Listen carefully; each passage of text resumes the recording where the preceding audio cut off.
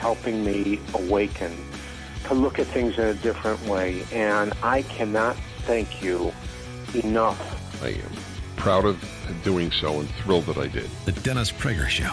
Weekdays at 11, right before Sean Hannity at 2 on AM 560. The Answer. Are you almost 65 years old? Time flies, doesn't it? Well, Medicare enrollment is coming up, and you have some decisions to make. The problem? It can be totally confusing. Medicare Part A and Part B, Medigap Plan F versus Plan G. The alternatives practically run the alphabet. Pick the wrong thing, and you may pay more than you have to. Relax. Call eHealth. We have over 20 years of insurance experience and offer Medicare supplement plans from several of the largest insurance companies. Our licensed insurance agents are well equipped to offer solutions that may maximize your savings. We can help you with questions about coverage for your doctor, pharmacy, hospital, medical care, and prescription drug costs. We can also help you check if dental, vision, and hearing coverage are available. So, you can make a big fat guess or call eHealth now for a free consultation. There's no obligation to enroll, so call now. 800-MEDIGAP. 800-MEDIGAP. 800-MEDIGAP. 800-MEDIGAP. This is an insurance ad for eHealth, a licensed insurance agency not affiliated with Medicare or any government agency. This ad is not for Minnesota or Texas consumers. This is Jerry Boyer of Town Hall Finance for townhall.com. When they're not obsessing over Ukraine and Giuliani, the media is spending its time bashing Trump for his Syria pullout. But not a word is said about who got us into this mess. President Obama. Many have been critical of Trump's sudden pullout of Syria, but long before Trump came into office, Obama allowed Syria to go from a revolution to a long and lethal civil war. Obama said Assad must go. His CIA spent $1 billion funding and training Syrian rebels to that end. The U.S.-led effort to oust Assad paved the way for ISIS and the current chaos that Trump is trying to get us out of. Back in 2013, many conservatives opposed Obama's plan to overthrow Assad because we thought that it would extend the civil war, and that is exactly what happened. While the media attacks Trump for blundering out of Syria, they've forgotten that Obama blundered us into it. I'm Jerry Boyer. Sponsored by ADF, Alliance Defending Freedom. Protect your pets from leaving your yard at a fraction of the cost of a privacy fence. Now until October 31st, save $315 on Boundary Plus technology, only from Invisible Fence brand. Go to invisiblefence.com today and save. That's invisiblefence.com. 5:09 AM 560 Traffic Center time. In for Jim this morning, it's Al Verde. Here's a look at traffic. 8094 westbound, stop and go from 65 to King Drive because of an accident blocking the right lane. And the Indiana Toll Road eastbound at 94, work closes the exit ramps until 6 this morning. In the meantime, on the Edens, we've got no delays either direction. Kennedy inbound a little slow from Canfield to Sayre, where roadwork has 2 right lanes closed. Kennedy outbound, no delays. On the Eisenhower, it's about 29 either way from Post Office to 390. Stevenson looks good in both directions. Dan Ryan in 15 minutes and 15 minutes back down to 95th. That's traffic. I'm Al Verdi on AM 560, The Answer. Chicago's Morning Answer starts next. Your official Chicagoland weather forecast from the 1 Hour Heating and Air Conditioning Weather Center and our meteorologist, Steve Williams. Today cool with variable cloudiness, the high at 51. Clouds will thicken tonight, chilly night. Some freezing spots, low 36. Some clouds, then sun tomorrow, the high 52.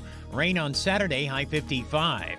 I'm Steve Williams on AM 560, The Answer. 43 at O'Hare, 46 Lakefront. It is 40 this morning in Aurora. And your next news update is at 5:30. Chicago's Morning Answer with Dan and Amy starts next on AM 560, The Answer. Signature Bank is Chicago's fastest-growing independently owned business bank. It's a bank where relationships still matter.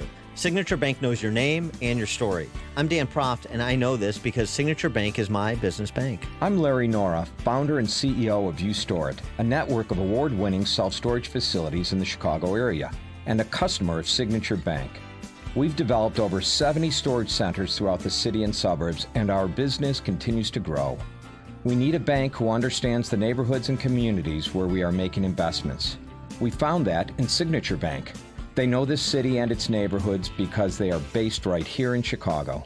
Finding a local banking institution like Signature Bank has been critical to the success of U-Store It, and we look forward to a long-term relationship.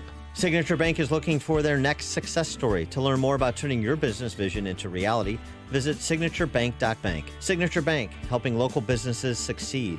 Member FDIC, Equal Housing Lender. Here's David Kolsak, president of Turnkey IT, on how they do business differently. It's been 20 years, and the business has changed probably 40 times in 20 years because technology changes every year, and you have to stay with it. You have to know where it's going and prognosticate where that is, and our clients really benefit from our knowledge and our experience and the way that we're reading the roadmap. We're putting them on things that are coming out in the future, and if it's not beneficial to the client, we won't be putting them on there. And a lot of people just fly by the seat of their pants. We have a director of information technology that his job is only to scout new technologies and how they can affect a small business. Every business, no matter if it's a funeral home, a manufacturer, a car dealer, whatever, we all rely on our information. And when that information isn't available, your business is shot. So our main purpose is to really do our very best to keep people up 100% of the time and keep them backed up and make sure that they can do what they do and we can deal with the technical stuff. Leave the technical stuff to the pros at Turnkey so you can focus on the important things of your business. Visit turnkey.pro today. Hi, I'm Paul Cutler, pastor of Grace Lutheran Church in Streamwood, a proud donor of AM 560's Food for the Poor campaign. Grace is a gathering of regular people who love God, love each other, and reach out to others with the love of Christ.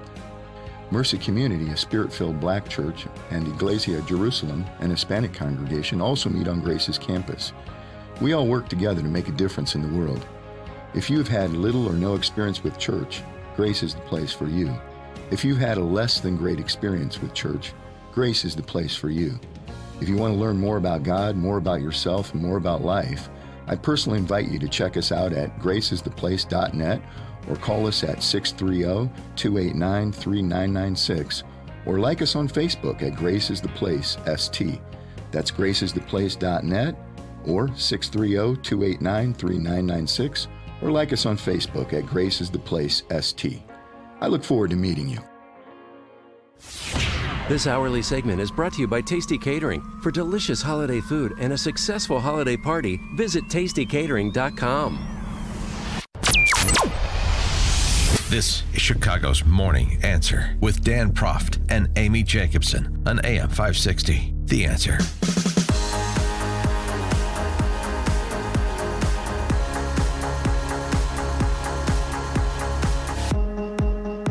Good morning, Dan and Amy. Yesterday, House Republicans stormed Schiff's Castle.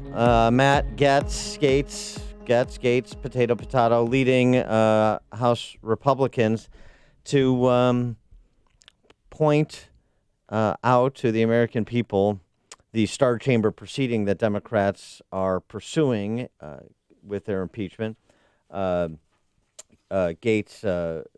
just, again, bringing all of his colleagues to the floor, to a dais to basically say, hey, look, we should be able to ask questions. This should be done in the light of day. And it's interesting because there's a report from BuzzFeed. What? That says what? That at least some Democrats may be conceding the point. The impeachment inquiry is coming to a television near you. A move House Democrats told BuzzFeed they hope will shut down Republican complaints about secrecy and help shape public opinion as the 2020 election draws near. Tom Malinowski, one of the Dem members of the Foreign Affairs Committee, we've had very compelling testimony from a number of the witnesses so far, and in some ways, all of them would make compelling public witnesses. The ones I've heard, great. Well, C-SPAN 2 is happy. Like, we could take this live. I think they should do it. I want to see it on TV. So I want to see the back and forth so that we don't have these interminable competing interpretations of what happened on competing cable news shows. Kevin McCarthy goes on Ingram and says, Bill Taylor's whole testimony was decimated by John Ratcliffe in 90 seconds. Eric Swalwell's over on Morning Joe saying exact opposite. When you're talking about a proceeding to begin the process of removing a president from office, it's a big deal, and it's our business. You got to make this privacy public by sure. But here's Steve Scalise, who led the charge. What is Adam Schiff trying to hide? Voting members of Congress are being denied access from being able to see what's happening behind these closed doors where they're trying to impeach the president of the United States with a one-sided set of rules. Interestingly as well, there's some indication that this is not going as well for the Democrats as they hoped at this stage with respect to swing voters. A memo that was obtained by Breitbart. This is an internal GOP polling data, and I'm sure it was obtained at Breitbart because it was given to Breitbart. But regardless, independent voters nationwide oppose impeachment. 54% oppose, only 34% in favor. The internal RNC polling memo. We've seen public polling drastically undersample independent voters, which is one of the many reasons for so much incorrect public data over the past month, as the D.C. press corps is trying to whip people's interest and support for the impeachment inquiry, and really that's just a proxy to say remove the president from office. Because I will bet you dollars to donuts, if you polled most people, they're not separating impeachment inquiry from impeachment, from conviction and removal. Impeachment or impeachment inquiry means removal from office in the public mind. So it's interesting, 54 to 34 oppose among independent voters. Support among Democrats for the impeachment and removal is down 10 points over the past week as well. So for all of the turning point with Bill Taylor's testimony behind closed doors the other day, maybe that's not the turning point the Democrats were hoping for. Randy in Crown Point, you're on Chicago's Morning Answer. Morning, guys. My problem is that I would love for it to be on TV, but I want Democrat and Republican questioning him. Yes, right. Yes, of course. Right now, it seems like all we're getting are the Democrat talking points from these meetings.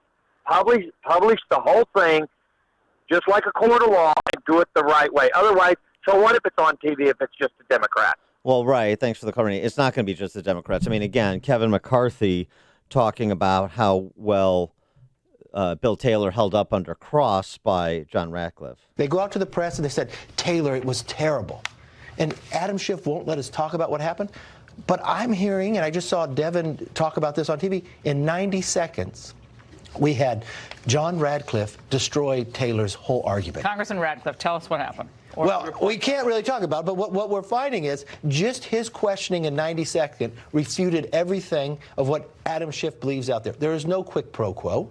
And the one thing that you find out in this process is all this information is just like that whistleblower. Remember, we haven't seen that whistleblower anywhere. Everything's second, third, and fourth-hand information.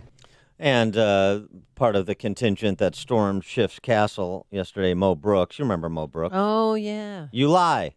That Mo Brooks. By golly, if they're going to do it in public. Don't hide it from the American people. Show your face where we can all see the travesty that you are trying to foist on America and the degradation of our republic that you are engaged in. We demand open proceedings. The American people deserve nothing less. Their representatives in Congress deserve nothing less. And Mo Brooks actually was confronted by a CNN reporter and was set him straight on what actually is going on here. The opening statement says very clearly, this is what Bill... Hold on, let me finish what I'm saying. Let me finish my question. He says very clearly... You should not be relying on it. Why should I be relying on his public testimony? If you were in a court of law, would you rely just on the opening statement of an attorney? But let me ask you, first witness can I ask you or would you have cross-examination? Would you allow rebuttal witnesses to determine, to explore whether the first witness's testimony was accurate or incorrect? I'm asking about the substance of what he said. He That said doesn't make any difference. We don't know whether what he said is true or not because of the sham process that's being used. Yeah, Mo Brooks from Alabama there. Maybe the candidate to take on Doug Jones to get that Senate seat back. We'll see. Yeah. Chip in St. Charles. 45 Republicans quit the House of Representatives, and there's a whole bunch of Republicans who don't like Donald Trump. And regardless of whether they don't like Donald Trump or not, just because of the way he speaks or whatever, it's about time that the Republican Party, put on their big boy pants and stick up for the President of the United States. Yeah, thanks for the call, Chip. I mean, that's essentially what the president said the other day, that Democrats are basically, my distillation of it, Democrats are street fighters and Republicans not so much. But yesterday, I got to say, Matt Gaetz and that contingent that stormed Schiff's castle, that showed some fight. and perhaps encouraged by the polling that suggests that the American people, especially a majority of swing voters, are seeing through this Russian hoax 2.0, are seeing through this, remembering what the first 2.5 years was supposed to bring, that it didn't bring, according to House Democrats, the same House Democrats, starting with Schiff. And the fact that you're doing it behind closed doors, why wouldn't you bring this out and do this in public? What are you hiding? You know, Swalwell, Eric Swalwell, you remember, he was a presidential candidate for 5 seconds. Yeah. He was on with Morning Joe, and he's a former local prosecutor. So what he's about to say is rather remarkable. But just the argument they're making is we can't do this in public because then some witness testimony would inform other witness testimony. Oh, I see. Yeah. I'm not buying it, though. No, and here's the thing. When you hear what he says about the fairness with which Trump will be treated, just listen to this. That did not happen. If you read the Post opening statement, I think what you see is, one, that there was, in fact, a connection between having a White House meeting and getting security assistance only if the Ukrainians would investigate the Bidens and investigate and exonerate Russia for the 2016 role, but also that you saw two sharp, straight lines, not just Donald Trump to Rudy Giuliani, because the defense, I think, has been, well, this is rogue Rudy. No, you have a sharp, straight line between the president and his lawyer and the president and Ambassador Sondland, who says in this Washington Post opening statement that was leaked that the president is saying to connect investigations to aid. We're going to give the president a fairer trial than he deserves. If this was Donald Trump justice, he'd be impeached by now. But in America, even people who confess to crimes get a fair process. So he's going to get that. We're going to give him a fairer trial than he deserves. First of all, Eric, I don't know how to tell you this. The House doesn't conduct the trial. No, the Senate does. Their little buddy. So that's number one. Number two, it's an amazing statement for an officer of the court to make, including the additional statement that he pled or that he admitted to a crime, which no, he didn't. So there's two things there. And again, he goes back to Bill Taylor's opening statement, and Mo Brooks's response is important. Opening statement, okay, that's your version of events. Now let's have some back and forth about your version of events to see if it holds up under scrutiny. The one thing I will say about Bill Taylor, though, remember, Bill Taylor was selected to be the charge d'affaires in Ukraine by Mike Pompeo. This is a Trump personnel choice, effectively. And there's no reason to believe Bill Taylor's lying. No. But here's the thing, and this is why I say again, this obsession with whether it's not meets the definition of quid pro quo. I mean, they're locked in now to say no quid pro quo. But everything in geopolitics has an element of quid pro quo as you're trying to leverage your power to serve your country's interests. If you do this, I'll do that. That's a quid pro quo. And it's not illegal. The idea that it's being sort of gaslighted into the American public's mind that quid pro quos are illegal acts. They're not necessarily. They're the basis of every negotiation and deal that's cut. So whether there was or wasn't a quid pro quo is irrelevant. Bill Taylor could be telling the truth. Gordon Sondland could be telling the truth. And President Trump could be telling the truth that in his mind there was no quid pro quo. In point of fact, the military aid was released without an investigation into Burisma and the Bidens. It sort of undermines the quid pro quo, doesn't it? They could all be telling the truth, and this is why you have to take a step back, I argue, and say it doesn't matter because there was no underlying criminality. There was no underlying wrongdoing that rises to the level of a high crime or misdemeanor. You could say it was unseemly. You could say it was a poor word choice in trying to drive, and the context makes it look even worse, to try and involve a foreign government with somebody who is now a rival political candidate for your office. I get all that. It's not illegal, and it's not impeachable. it doesn't come close to rising to that level. And that's all that at bar here. Before you see it on TV, share it on Facebook, or read about it in the paper, hear it here first. This is Chicago's Morning Answer on AM 560. The Answer. Tom Killoran Photography is ready to memorialize your next event with photos that come to life and preserve the memories for generations. They can accommodate your large group photos to individual portraits, wallet size to panoramic. They can even print your photos on location as a take-home keepsake for your party guests. Visit KilloranPhotography.com. AM 560 The Answer hired Tom Killoran Photography for our annual charity golf outing, and the finished product was amazing. Book Tom Killoran Photography for your upcoming corporate event, family reunion, wedding, bar mitzvah, or any event you want to capture forever. And those old family videos you have on VHS tape, it's time to preserve them forever. Tom Killoran Photography can transfer your beloved memories to DVD and can restore your older faded photos or enlarge them. Visit KilloranPhotography.com. KilloranPhotography.com. KILLORAN Photography.com.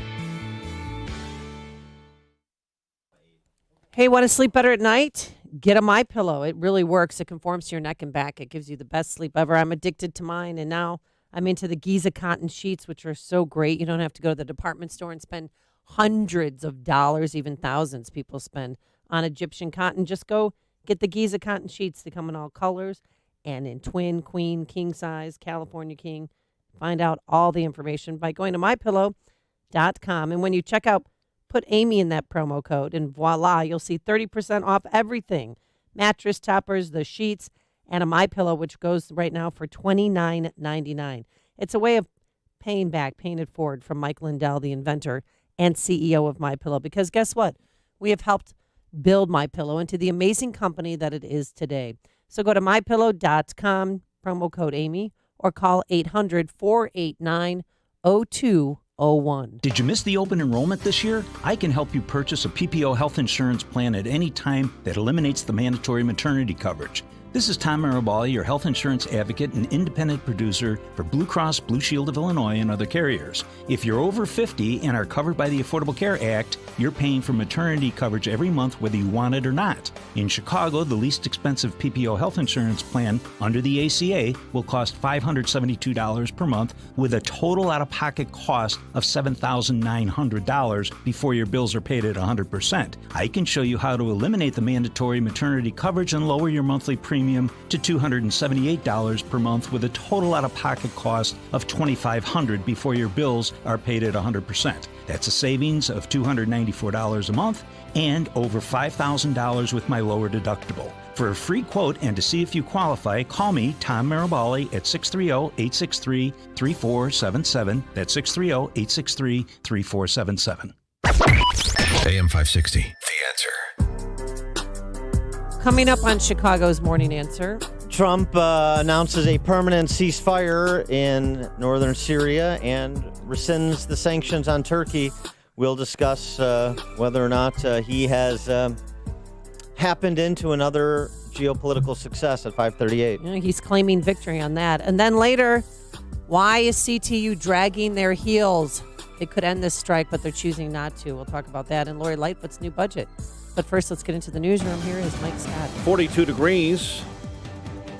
President Trump says there will be a permanent ceasefire between Turkey and the Syrian Kurds. Speaking at the White House, the president saying Turkey has agreed to make the temporary ceasefire permanent. U.S. sanctions against Turkey will be lifted. The body of the late statesman Elijah Cummings will lie in state at the U.S. Capitol today. The Maryland Democrat passed away last week at the age of 68. Baltimore Mayor Jack Young was among the speakers at a memorial ceremony yesterday. I'm going to miss his spirit. I think all of us can learn a lot from Congressman Cummings. We should all pledge to extend our hand and say to those around us, how can I help you? A ceremony at the U.S. Capitol will begin at 11 a.m. featuring remarks from the House Speaker and the Senate Majority Leader. Frustration among House Republicans about the impeachment inquiry are beginning to heat up. A large group of Republicans stormed into a secure room where depositions were being heard Wednesday, complaining Democrats are leading a secret impeachment investigation. Among them, Representative Steve Scalise. Voting members of Congress are being denied access from being able to see what's happening behind these closed doors where they're trying to impeach the President of the United States with a one-sided set of rules. Only members of 3 House committees that are conducting the inquiry, Democrats and Republicans, are allowed to take part in those depositions. A man is dead after he was confronted by the owner of a home he broke into on Chicago's west side. Police say the man was confronted by the homeowner last night after breaking into the home in the 5000 block of West Chicago Avenue through a back window. Walmart is ready to ring in the holidays even earlier this year. New deals online will launch this Friday. Actual stores will convert to Christmas next week.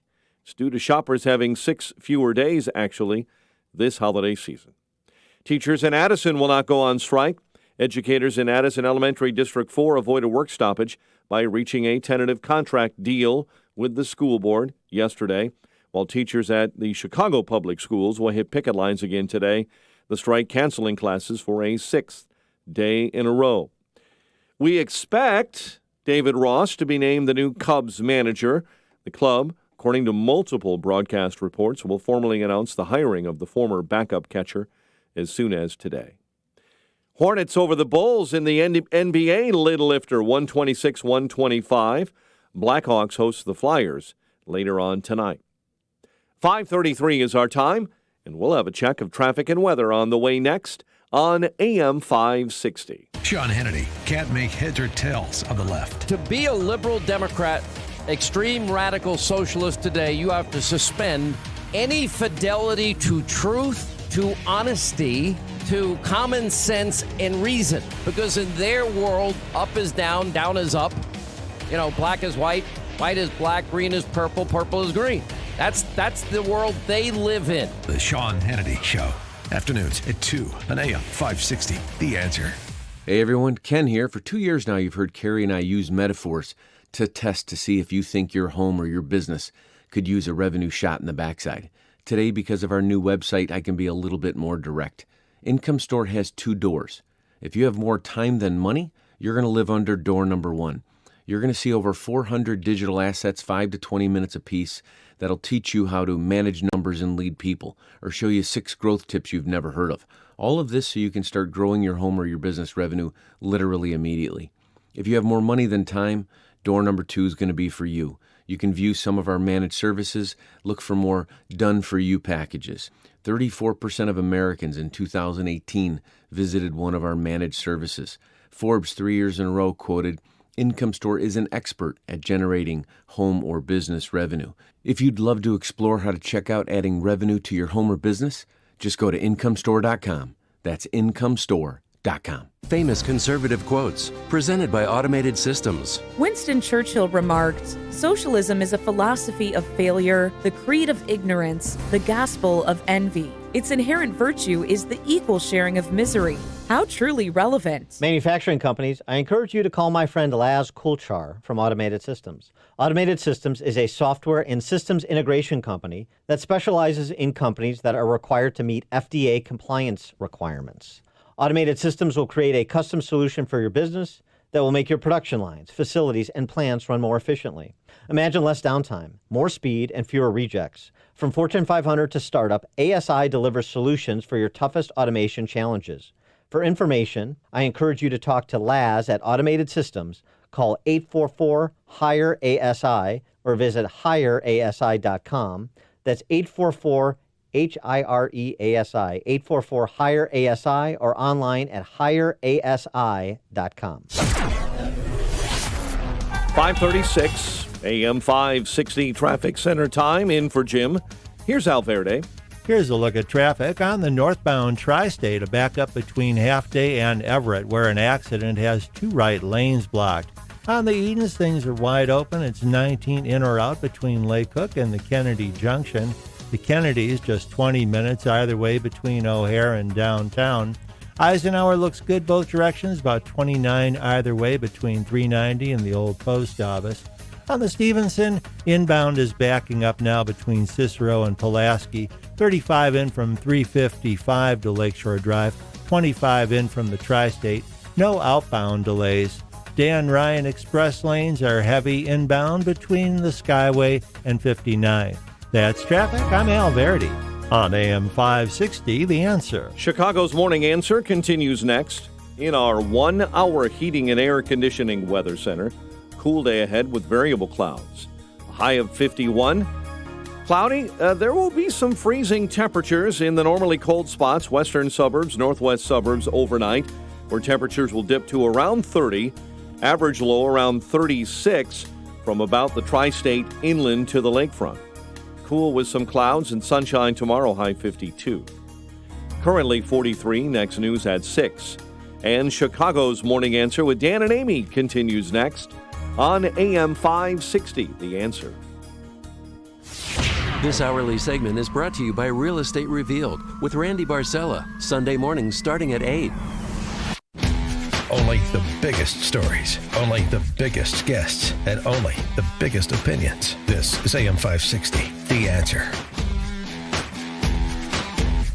Top of the morning, Dan and Amy. Did Trump get to the correct substantive conclusion in Syria, even if the process was a bit messy, to say the least? 10-year mess. Well, Trump's process of withdrawal is what I'm saying. The way that he got to perhaps the right conclusion.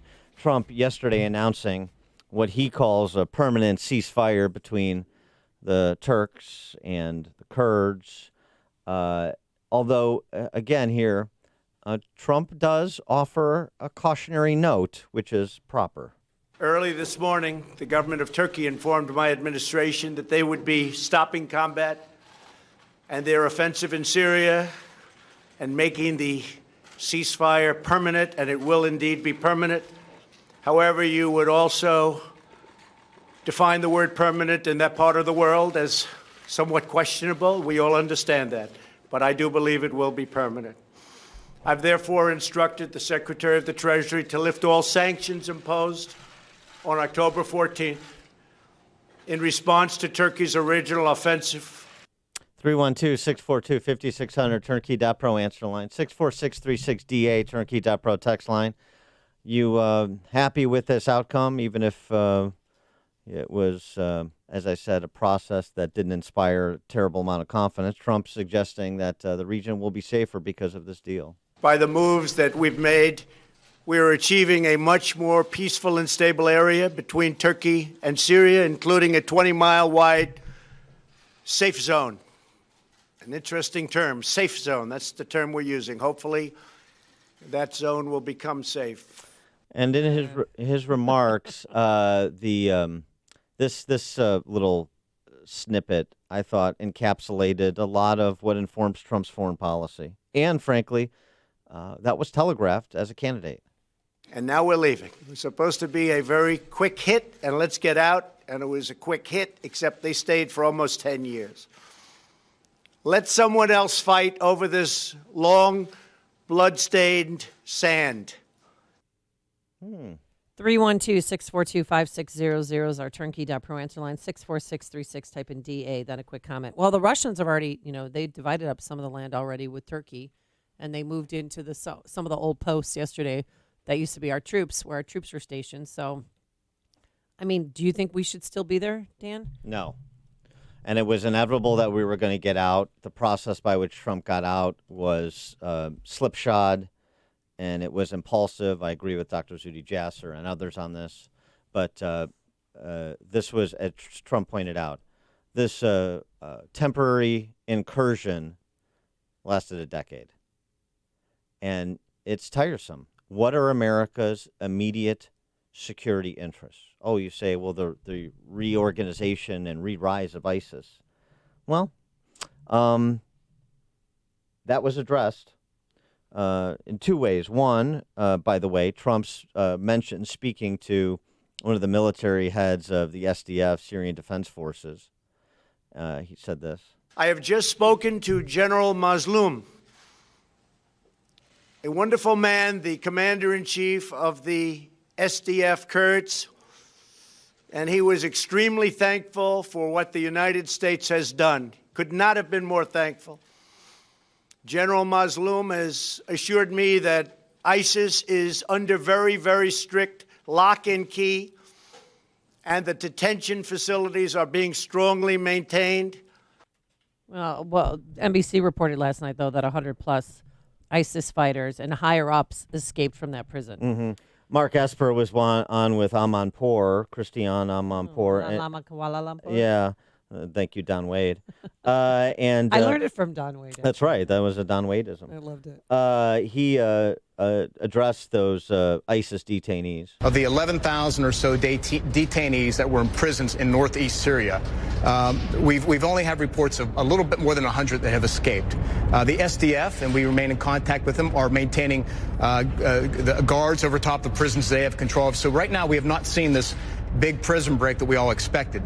The SDF are still in control of the prisons that are under their control. The Turks have told us they've taken control of the prisons under which they now have responsibility. And our mission in that area was to train, advise, and assist. We weren't guarding prisons up there in that part of the world. Yeah, but now we're guarding oil, and 28 officers. I don't care. We had Jed Babin on yesterday. We're not guarding oil. Yes, we are. There's 28 plus troops that are there guarding the oil in Syria. It is a mischaracterization of what is happening there to say we're guarding oil. There is a small contingent there at present preventing ISIS from accessing oil so that they have a revenue stream to reconstitute. It's a little bit different than blood for oil, isn't it? Bernard Hudson, who's a former director of counterterrorism for CIA, writing in peaceandrealclearpolitics.com. While there is a rump terrorist insurgency in the northeast of the country and thousands of ISIS prisoners are held there by Syrian Kurds, the U.S. withdrawal will have little impact on either issue. ISIS in its current form will not survive the arrayed forces of Turkey, Syria, and Iraq, all of which are committed to its eradication. Now, I know there are policy experts like Jed Babin, we had on the show yesterday, who disagree with that, but this is not so clear-cut as those who disagree with Trump's decision, those who support permanent American military presences. They say they don't, but I mean, 10, 20 years, it starts to become permanent, the inertia behind permanency with everything the government does. They do. And so that's the decision you have to make, because there will always be an argument to say, there's a handful of people trying to reconstitute this. There's a handful of people trying to reconstitute that. There is Russia and Syria conspiring with Hezbollah to do X. So we should drop in troops. We should have some sort of action, official or unofficial. And Trump's philosophy, as he articulated as a candidate, is no, we're going to start bringing some troops home from places where our immediate security and geopolitical interests are not obvious, to be generous about it. And this is such a region. Well, I don't know if the troops are coming home. They moved them to Iraq, and Iraqis are giving them 1 month to get out. Well, good. Mark Esper does. He's the Secretary of Defense. Well, as you know, we're conducting a phased withdrawal, deliberate phased withdrawal from northeast Syria. It began with what we call Phase 1, which was in the immediate zone of attack. Now we're under Phase 2, which is from the northeast quarter, if you will. And then eventually we'll have other phases that will draw all the forces out. We will temporarily reposition in Iraq, pursuant to bringing the troops home. And so it's just one part of a continuing phase, but eventually those troops are going to come home. Any questions? Dan in Libertyville, you're on Chicago's Morning Answer. Good morning. Thank you for taking my call. I could not be more pleased with President Trump and how he handled this. He did not listen to the military-industrial complex that said we must send in more troops and we must get in a battle, we must, shed more blood. He got our guys out of there without even so much as he put it, a broken finger.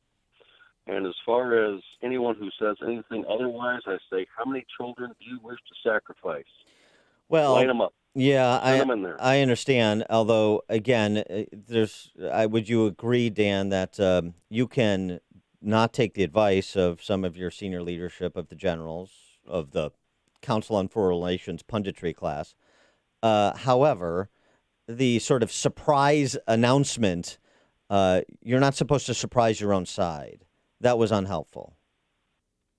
You have to sometimes when your own side is working against you. Yeah, you don't. You don't. Why are those troops still there? Your own side includes the American people, and it shouldn't be a surprise. I'm talking about well, I know, but you can't. Secretary of State. You can't surprise one without surprising the other. My point is, I'm okay with a surprise like that. That's like Christmas to me. The troops are coming home. Yeah. I got no complaint. All right, thanks for the call, Dan. I mean, again, it is just like sort of just, the conclusion is all that matters. I get it. All you want to see is the results. You don't want to hear about the labor pains. Fine. You just want to see the baby. But I will argue that he should have laid the predicate for getting out. He should have explained what he was going to do and why he was going to do it, not have that explanation seep out piecemeal 4 and 5 days after this decision was starting to be affected, and there was the perception of chaos and acrimony and so on and so forth. You know what? Bring the acrimony out into the public. My generals tell me this, or some generals tell me this. Some of my advisors say this. Here's why I'm going to depart from some of the recommendations I'm getting. Probably not the only recommendations I'm getting. After consultation with my senior advisors in these spaces, this is what I'm doing, and this is why I'm doing it. This is what a president should do when it comes to momentous decisions like this. So you don't, give the D.C. press corps exactly what they're looking for in furtherance of their narrative. The chaos, the he's not listening to anybody, the imperious president. When in point of fact, again, 2 weeks out now, you have more and more people who are professionals in this space, like former CIA counterterrorism director Bernard Hudson. I just referenced his piece, who effectively on the substance of it agree with the president, even if they don't agree with the process that he chose. Why don't I align allies to communicate this out of the gate, including your own Secretary of Defense, rather than having to have them sort of do surprise for everyone. Do cleanup work, be backpedaling, trying to explain this 3 and 4 days after it was announced. Dan in Plainfield. Dan, yes. Amy, good morning.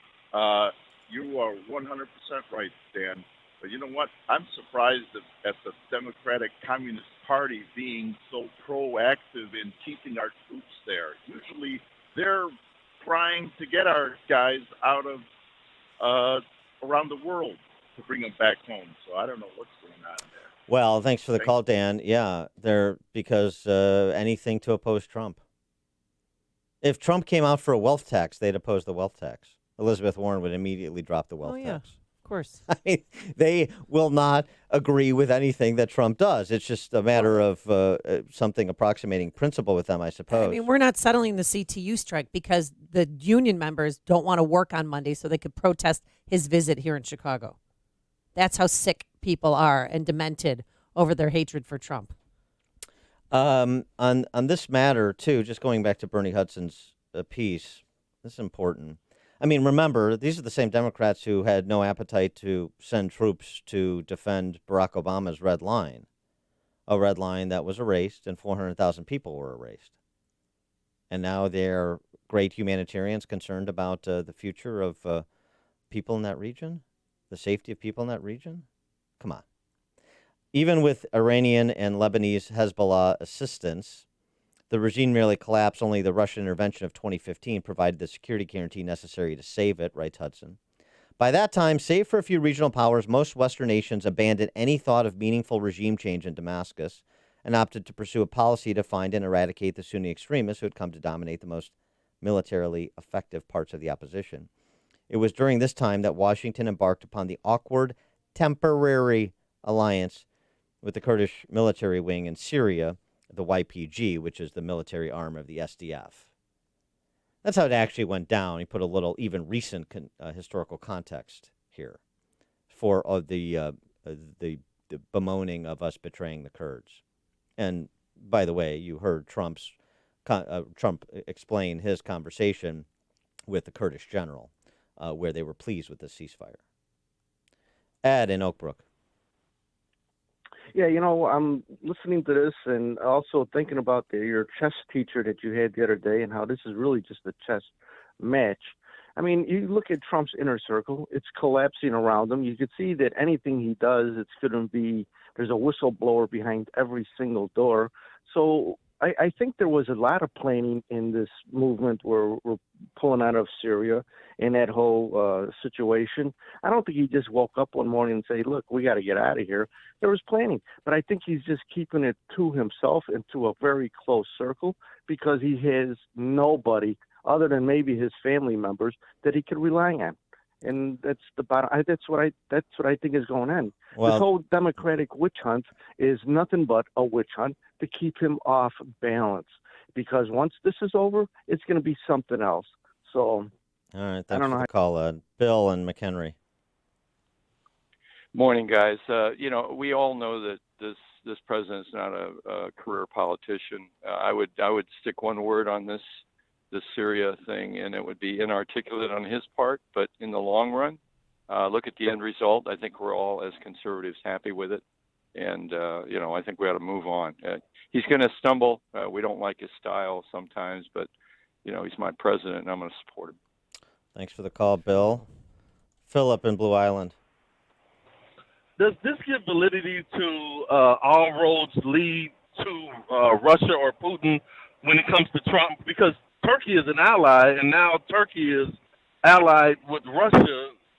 It's just a mixed bag but it just makes Trump look like he's giving everything to autocrats, to me. Turkey is not an ally, even though they're part of NATO. Thanks for the call, Philip. Read more. Connect with Dan and Amy on the AM 560 The Answer mobile app. Just text the word app to 64636 to download the app today. The kids grew up so fast. Hard to believe it's been over 20 years since you were playing catch in the backyard or showing your youngest around the kitchen. Lots of memories in this house. But maybe it's time to make new memories in a house that's more suited to your current lifestyle. McNaughton Development brings all the quality, style, and upscale details you love in your current home in a custom home that better suits your present needs. You don't have to scale down and sacrifice everything you love in the home where your kids grew up. With McNaughton, you get the highest quality custom residential construction with exclusive amenities. Right now, McNaughton is building Lakeside Point of Burr Ridge, Bluff Point in Orland Park, Copperleaf in Downers Grove, and Silverleaf of Naperville. Now through November 30th, you can get a free third car garage, a $35,000 value. No need for a third garage? Use $35,000 off your finished lower level or other options. This is a limited time offer. Visit McNaughtonDevelopment.com to learn more about all their suburban communities. McNaughtonDevelopment.com. It's going to rain. Is your basement going to leak? Do you say, oh, it only leaks when it rains, so I really don't have to worry about it? Well, you should be worrying about it. Mold, foundations cracking. You should get on that, and you should call Permaseal because they offer a free estimate, no haggle pricing, and a price assurance guarantee so you can rest assured that you're getting the best value. Roy Spencer started Permaseal back in 1979, and it's still a local Chicagoland family business doing the right thing and standing behind their work.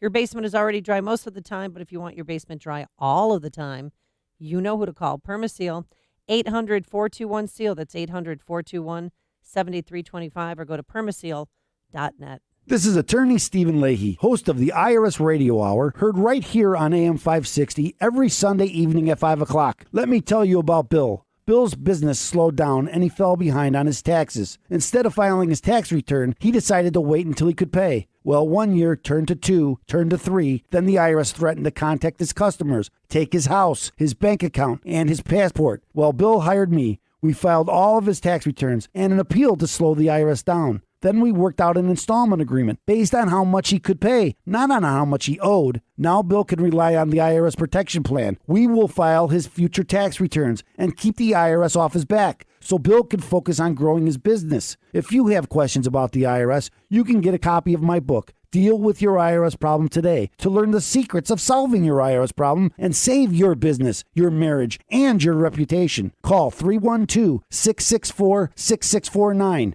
or go to freeirsbook.com. Townstone Financial is synonymous with great rates, low closing costs, and phenomenal service to the thousands who have completed purchases and refinances with us since 2002. Hi, my name is Barry Sterner, owner of Townstone Financial. Let's hear about the Townstone experience from one of our customers. I'm Christopher Nowak, a real estate agent with Castline Properties here in Chicago. When a buyer contacts me with questions about the loan process, what type of loan products are available, it's easy for me to put that buyer in touch with Townstone Financial, and specifically Zach Schwartz, Barry Sterner, the whole team over there at Townstone. I have confidence that the team at Townstone is going to make me look good. The result at the end of the experience is that the customer is always happy with the service they receive. Remember, nobody values your business more than Townstone Financial, and I'm always available to answer your questions. Call me now at 312-896-2110. That's 312-896-2110, or go to townstone.com. That's TOWNSTONE.com. Townstone Financial is licensed in Indiana, Michigan, Wisconsin, Florida. NMLS 136639. www.nmlsconsumeraccess.org. Equal housing lender.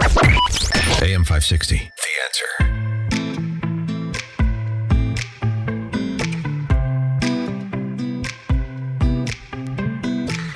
Top of the morning, Dan and Amy talking about the announcement of a permanent ceasefire in Syria, the relaxation of sanctions, though Trump did say, look, if Turkey doesn't hold up its end. Should Turkey fail to honor its obligations, including the protection of religious and ethnic minorities, which I truly believe they will do, we reserve the right to reimpose crippling sanctions, including substantially increased tariffs on steel and all other products coming out of Turkey.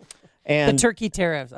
And James Jeffrey, who is Secretary of State Mike Pompeo's point man for Syria, said, I have to be pretty cynical about this agreement, this during Wednesday hearing in the House Foreign Affairs Committee. You do. And Trump signaled a cautionary note that, permanent in this region is a dangerous word to apply, but we're going to try to make the best of it. We're going to try to incentivize the ceasefire to hold, and we'll see. But ultimately, this is the best we can do to extricate ourselves from that region. Craig in Mount Greenwood. Oh, hey, Dan and Amy. Listen, it's absolutely the fact. And what's so good about this is these leaders, foreign leaders like Erdogan, they know that Trump means business. This guy ain't messing around. Whether he's sending over Tomahawk missiles or he tells you, listen, I'm going to destroy your country economically, he ain't fooling around. He's going to do it, and they knew it. That's why they stopped their attack. And if they come back and do some more shenanigans, Trump is going to do it, and they know he's going to do it. He put a red line in the sand with the economic stuff, and they know it. That's the good thing about Trump, and that's why he's good. Thanks for the call, Craig. Appreciate it. Coming up on Chicago's Morning Answer, Lori Lightfoot's budget address. It's got a tax in there for everything that you use and or enjoy. And civil disobedience training session for Chicago teachers. Who's in? But first, let's go to the newsroom. Here is Mike Scott. Amy and Dan, Addison teachers reach a tentative agreement to avoid a strike there. Cool with variable clouds in your forecast. WIND Chicago News Time. It's 6 o'clock. They staged a sit-in. I'm Dave Anthony, Fox News. House Republicans disrupt the impeachment inquiry. Lee Zeldin tells Fox. They're trying to take down the sitting president, not based off of actual charges built on actual facts, actual evidence. Fox's Rachel Sutherland, live in Washington. Dave, more than 24 Republicans staged a protest in a secure facility called a SCIF, delaying the deposition of Pentagon official Laura Cooper for hours. Florida Congressman Matt Gaetz led the effort, upset the process is unfolding behind closed doors. We want to know what's going on. Democratic Congressman Eric Swalwell blasted Republicans for bringing in cell phones. They may have brought in the Russians and the Chinese with electronics into a secured space. According to House rules, only members of impeachment inquiry committees are allowed inside the SCIF. Dave. Rachel, Democrats wanted info from Deputy Assistant Secretary of State Cooper on military aid to Ukraine. They claim, and the president denies, it was withheld to get Ukraine to investigate 2016 election and Joe and Hunter Biden. Defense Secretary Mark Esper is critical of Turkey the day after President Trump lifted sanctions, believing a ceasefire in Syria will hold. Turkey put us all in a very terrible situation. I mean, I think the incursion was unwarranted. Esper's in Brussels to meet with his foreign counterparts. Russia is now helping patrol an area along the border. Turks wanted Kurdish fighters to vacate. A wildfire is torching Sonoma County, California. Thousands of acres have burned. People have evacuated. Electricity has been cut on purpose in that area and 16 other California counties to 180,000 homes and businesses. More could lose power today to prevent windy weather from sparking more fires. We understand the hardship caused by these shutoffs and the safety issues that it brings with it. But we also understand the heartbreak and devastation of catastrophic wildfire. PG&E CEO Bill Johnson. 2 months after the massacre inside a Walmart in El Paso, Texas, police shot and killed a man in the parking lot of a different Walmart in El Paso late last night, confronting the driver of a possibly stolen SUV. America's listening to Fox News. 42 degrees at 6:02 on AM 560. The Answer. Good morning. I'm Mike Scott. The man is dead this morning, confronted by the owner of a home he broke into on Chicago's west side. Police say the man was confronted by the homeowner last night after busting into that home through a back window in the 5000 block of West Chicago Avenue. The incident remains under investigation. Teachers in Addison will not go on strike. Educators with Addison Elementary District 4 avoid a work stoppage, reaching a tentative contract deal with the school board yesterday. Teachers are set to walk off the job today and idle 4,000 students. Teachers at Chicago Public Schools are hitting picket lines again today as a strike canceled classes for a sixth day in a row. During yesterday's bargaining session, the city and union did reach 80 tentative agreements on minor technical issues. Mayor Lightfoot is vowing the city will not bail out the Chicago Public Schools in order to end the strike, telling the Sun-Times editorial board the mayor says the city does not have an unlimited pot of money to give in to most of the CTU's contract demands. Meantime, the mayor proposing her 2020 budget that does not include a property tax increase. I'm here to tell you that we didn't solve our $838 million budget gap with a large property tax increase in 2020. And folks, that's good news. The bad news, the plan begs Springfield for help and wants help raising several other taxes in Chicago and clearing the way for a controversial casino. David Ross is reportedly set to be named the Cubs' new manager. Bulls lost their season opener in Charlotte 126-125. Blackhawks host the Flyers later on tonight. The news service of InvisibleFence.com. Protect your pets from leaving your yard at a fraction of the cost of a privacy fence. Now until October 31st. Save $315 on Boundary Plus technology, only from Invisible Fence brand. Go to InvisibleFence.com today and save. That's InvisibleFence.com. 6:04 and a check of traffic and weather on the way next on AM 560. With all the noise and political spin of the news cycle, it's easy for the things that really matter to get lost. Sources with knowledge cuts through all the clutter to bring you biting commentary on the week's events. This Sunday at 3 p.m., your hosts Eric Cohn and Joe Kaiser bring you insight on politics and policy, as well as culture, sports, food, and everything else you need, so you can understand what's happened this week. It's Sources with Knowledge this Sunday at 3 p.m. right here on AM 560.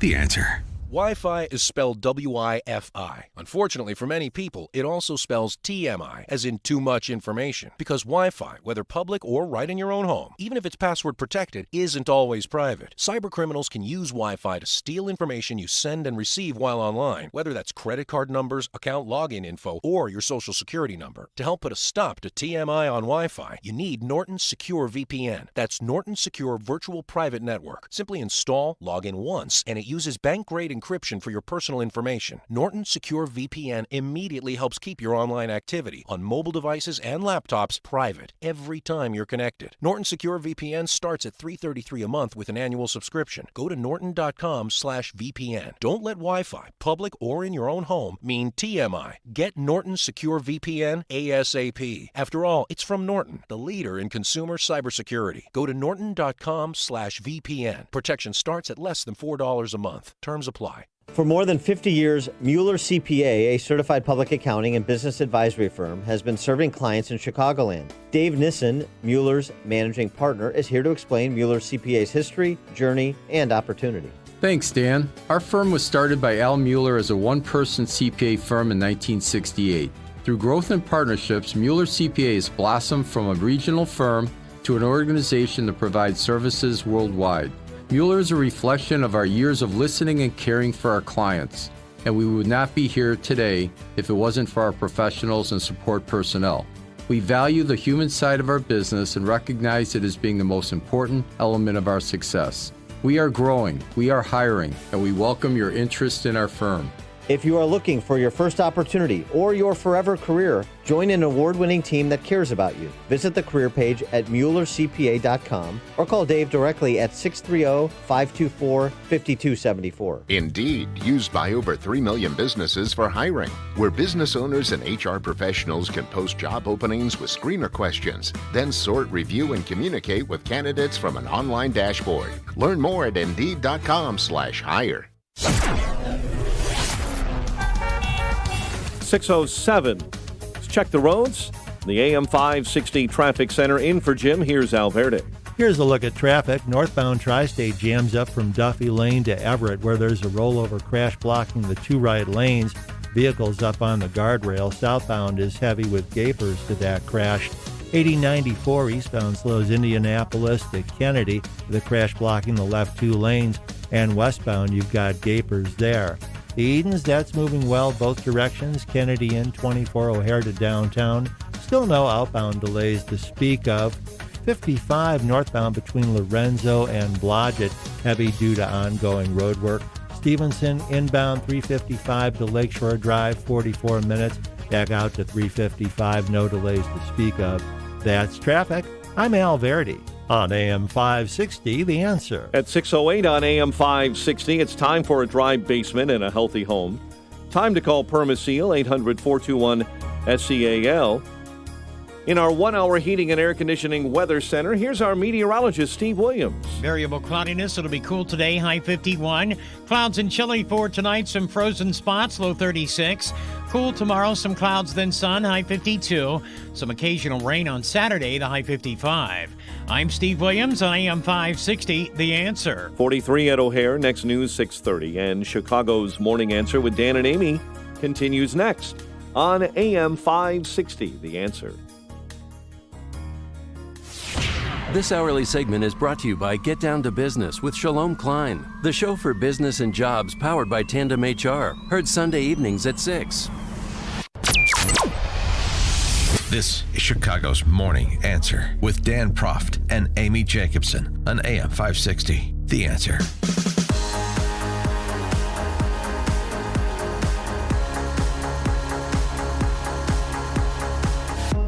Top of the morning, Dan and Amy. I hope you've got your red shirts on at work today in solidarity with the Teachers Union. They could go pound sand. I'm done. And there is zero support for any teacher in Chicago right now. 0.0. Because we're done. Stop partying, stop tailgating, stop having your morning mimosas and your flipping Bloody Marys. And get back in class. This is ridiculous. I don't think the survey data would back you up on that. I bet most parents are with the teachers. I bet most of the public is with the teachers. 312-642-5600 turnkey.pro answer line. I am telling you, Dan. Oh, this time it's different. No. This time it's going to be different, I swear. No, there is no sympathy for them. Yeah, there is. There is not. Sure there is. Who? They're getting the best deal financially, and they don't even complain about that. That's not even an issue. Now they're biatching about prep time. Because what I heard yesterday is one teacher told me, well, they want us to work on the weekends. I said, well, normally people prepare for Monday on Sunday night, so that's not too much to ask, considering, too, that you get 16 weeks off during the school year. Yeah. So it's not about the money. They're happy with money. Oh, it's never about the money, which means it's about the money. I hear what you're saying. It's about the money. No, listen. I've been in classes in years past with 40-plus 8th graders, 40-plus 7th graders.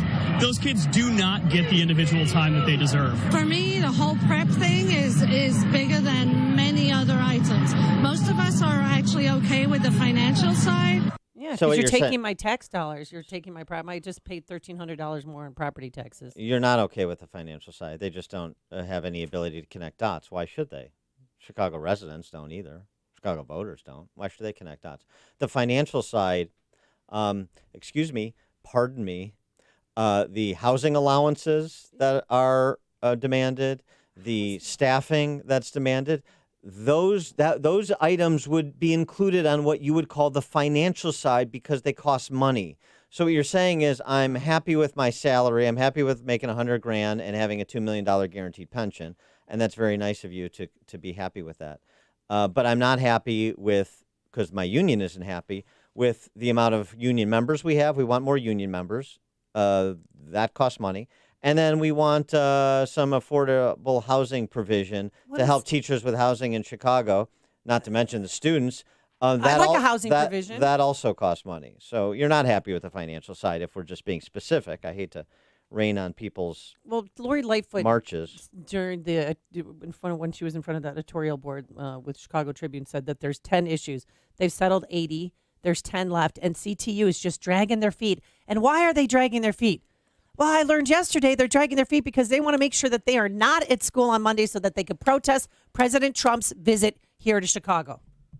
That is why. So what are they doing? Tennis championship canceled, volleyball championship this weekend canceled. And if they're not back to school by Tuesday, then the 11 teams that made it to the state playoffs for football are going to have to forfeit. So they could protest President Trump's visit. Is that really going to make a difference? I thought they were already bounced. I thought those teams that made the playoffs are gone as of today. Well, we're done. I mean, we're scheduled for Saturday, and we are not going to have it on Saturday. I'm sorry. We're supposed to have our championship on Saturday, and we're not having it. Well, we've been working hard since August, and it's the best team that we've had since like 30 years, and it's over. So you're telling me that this isn't for the kids? They could give a rat's patoo about the kids. They don't care at all about the children. They could care less. If they cared, and I know some teachers want to go back. I know some teachers want to cross the picket line, but their union reps are the ones who are dragging their feet on this. They're not. They haven't taken a vote in 3 nights. What's the vote on? To end the strike.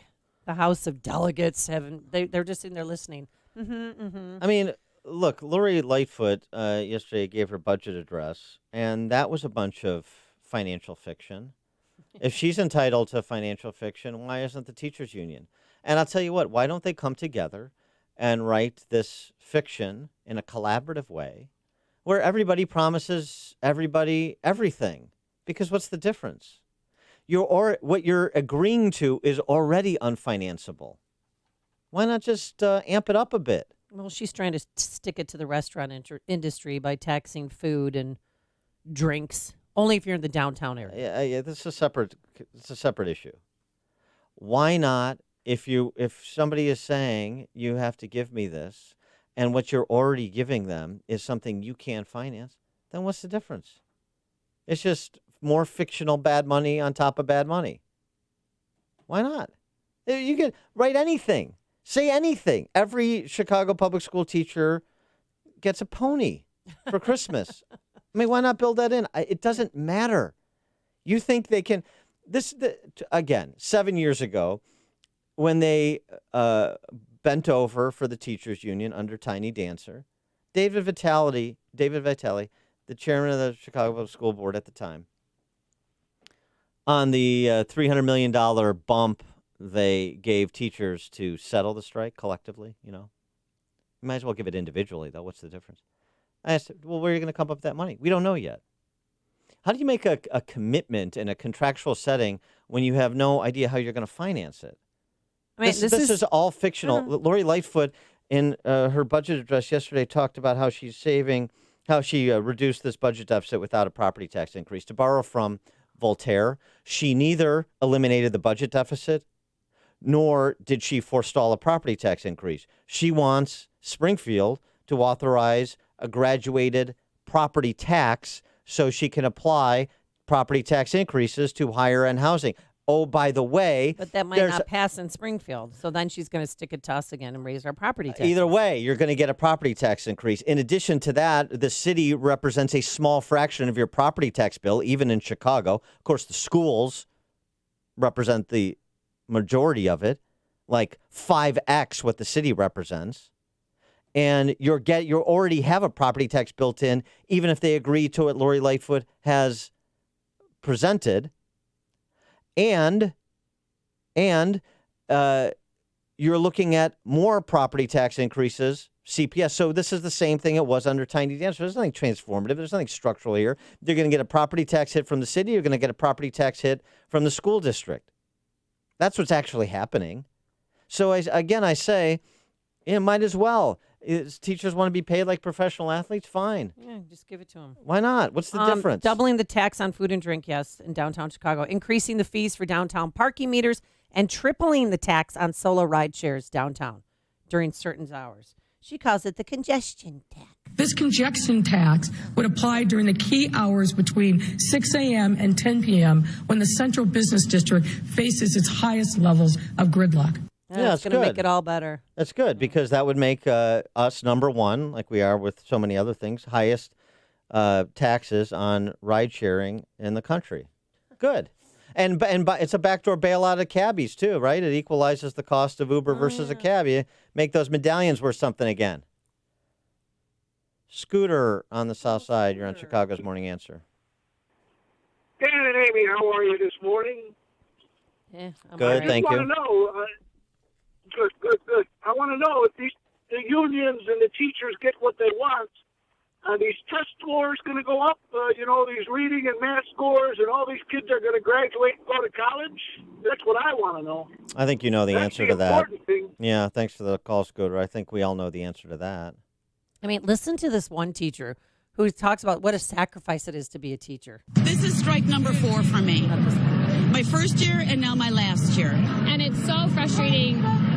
We care so much, and we work so hard, and we give up so much time with our families and sleep and tears for our kids. How many? Sleep and time and tears. Give up time with our family to work until 3:00. The whole like workday thing. Look, the diligent teachers, they work beyond their prescribed work hours. And God bless them. This is a conversation about systemic failure. That's what this is. This is a conversation about math that you can't make work, about a system that doesn't produce what it promises to produce at exorbitant costs that are ever increasing with no improvement. In fact, some would argue a deterioration of the product. It's incapable of producing what it promises to produce because it's organized like a Soviet agrarian co-op. That's what this is about. It's not about individual teachers whether or not individual teachers care about their students or not. I will stipulate most teachers care about their kids. Most teachers want to instill a love of learning into children. Most teachers go into the profession with high ideals. So stipulated. I don't see that on the streets in Chicago. I don't see that from the CTU leadership. I don't hear it either. I certainly don't hear it from the politicians. But these are civil disobedience training seminars they're doing today. At 1:00 at CTU headquarters. I want to go. I mean, just understand what that. So CTU is having a civil disobedience workshop. It's to get ready for Monday. I'm telling you. This is like the contingent of the Politburo that's in control of the Politburo civilly disobeying the stooges on the Politburo they put into elective office. This would be like backbencher, this would be like President Xi in China organizing civil disobedience against the Chinese Politburo. That's what this is. This is a joke. Well, actually, it wouldn't be like President Xi. It'd be the other way. It would be like the backbenchers in control of President Xi organizing civil disobedience against President Xi, right? He's the elected stooge. That's what this is. I say again, because Lori Lightfoot is getting too much of a pass, more of the same. There is no politician in Chicago with any courage to stand up to the Chicago Teachers Union, to stand up for math, to engage in the structural reforms, to pursue the structural reforms they prattle on about when they run for office, and then this is what you get. No, this is what happens when unions run the government. And that's it. And the kids are paying for it.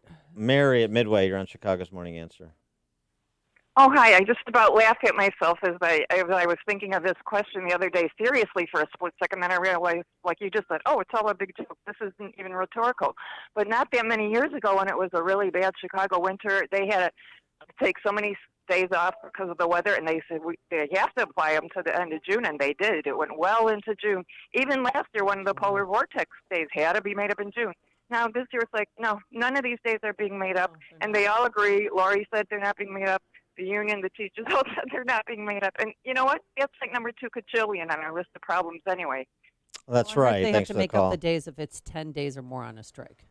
Then they have to start making up the days. And then and how does that go to the net of the product the system is producing? It's a crappy product. So another 10 days, 10 days less, that makes a material difference? Nah.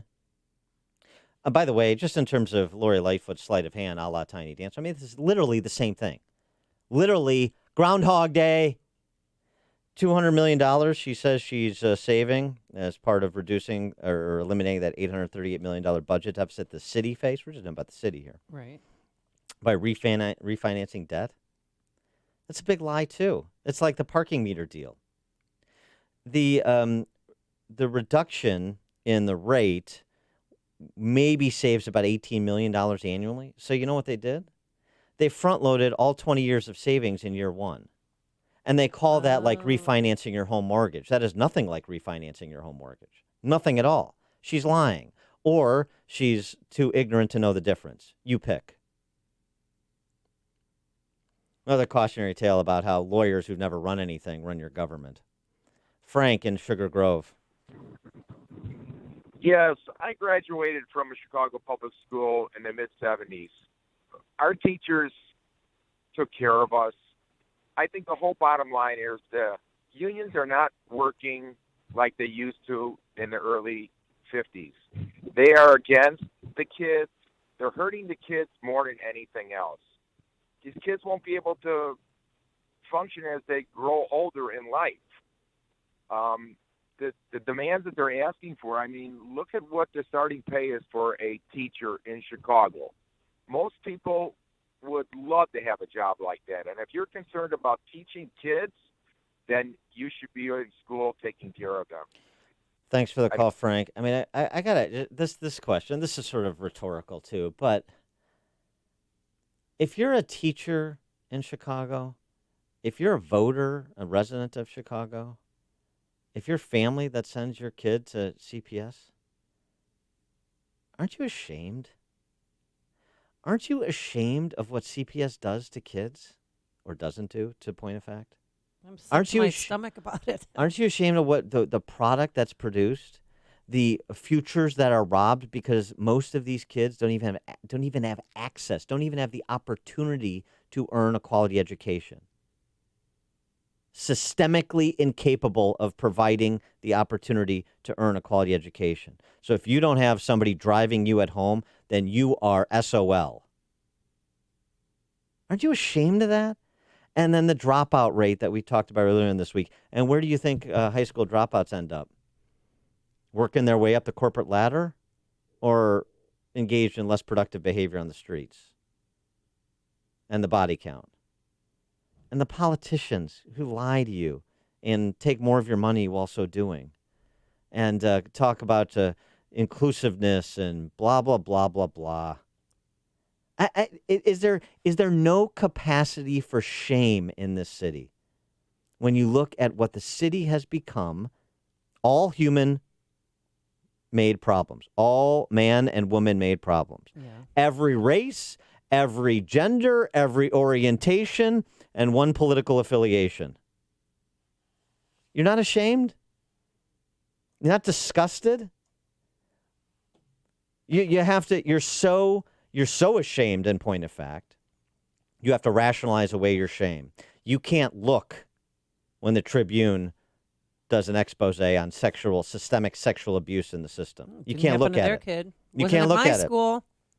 I was at my summer home in Michigan or Wisconsin. You have didn't see it. You have to rationalize it away. You have to turn away. You have to lie to yourself. That's what the liars in public office do. They get you to lie to yourself. They get you to repeat their bull jive agitprop for the kids. If only the schools had resources. You're dead from the neck up. You have to be in order to tolerate it. Otherwise, you'd have to remove all the mirrors from your homes. It's a disgrace. I'm ashamed. I've been in Chicago. I mean, I grew up in Wheaton, but I've been in Chicago for almost 2 decades. It is shameful. It's happening on all of our watch. I feel shame. You think that Chicago being the butt of jokes? That's just, laugh along. And it's not the rat-tat-tat Al Capone jokes anymore. No, it used to be.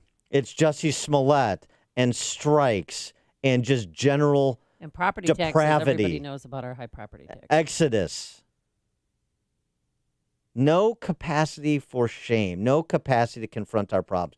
We are where Livy said the Roman Republic was before it fell. We can neither tolerate our vices nor their cures, so we look away. That's fine.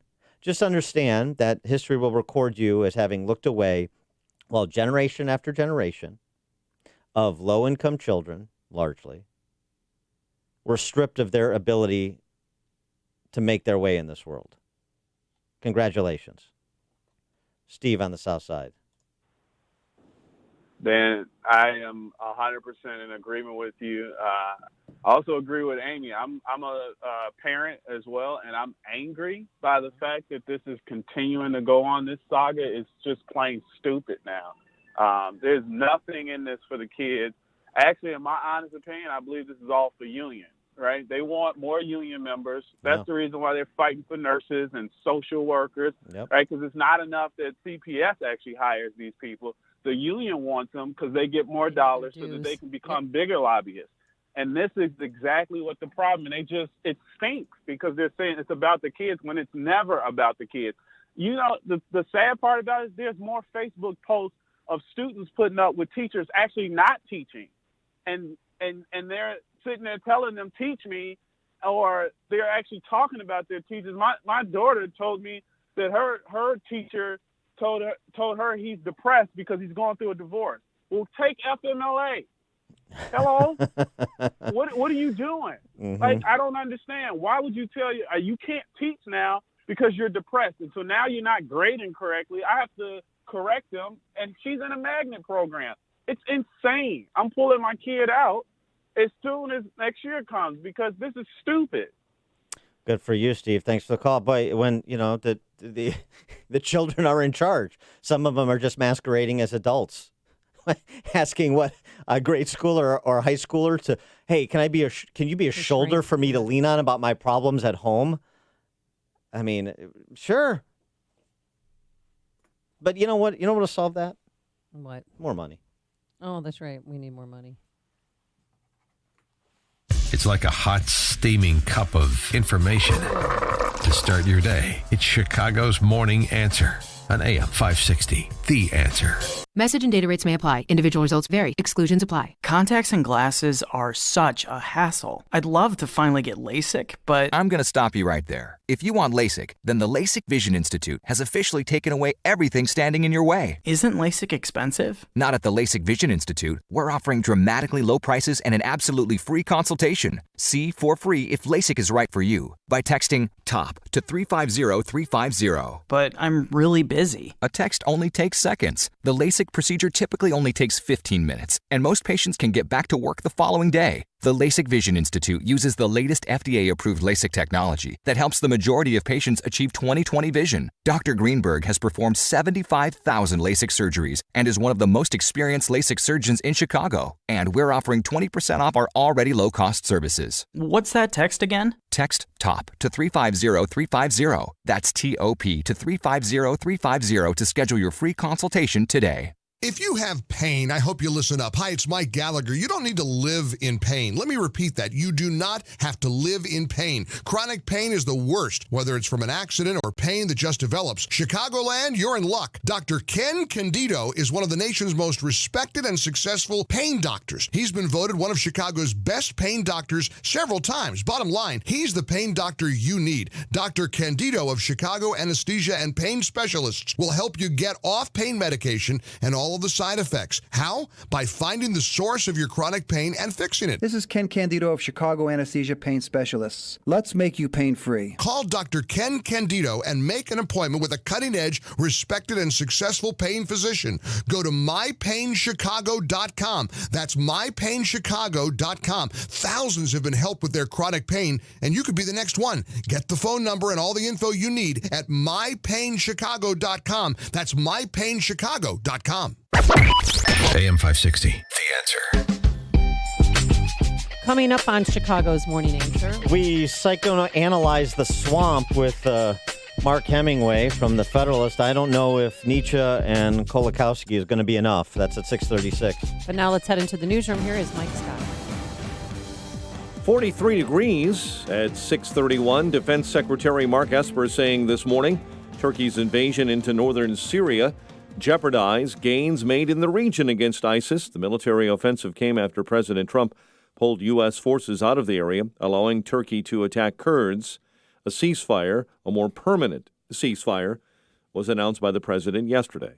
A group of Republican lawmakers are protesting the Trump impeachment inquiry. Voting members of Congress are being denied access from being able to see what's happening behind these closed doors where they're trying to impeach the president of the United States with a one-sided set of rules. The move earning praise from the president. These are warriors. These are people that fight with me all the time on the witch hunts.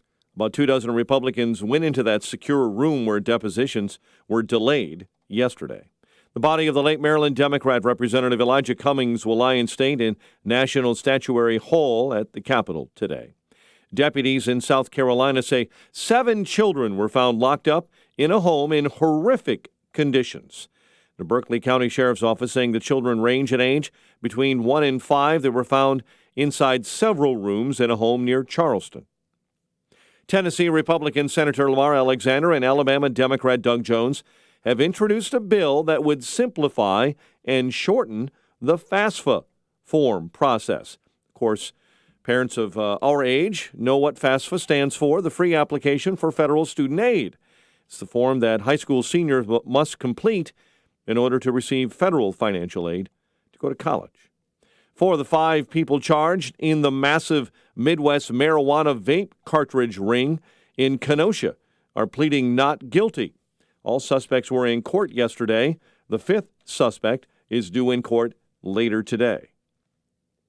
North Suburban Libertyville is banning the sale of recreational marijuana in town once it's legalized in the state January 1st. The village board voting for the ban this week, deciding any additional tax revenue would be offset by the massive potential pitfalls.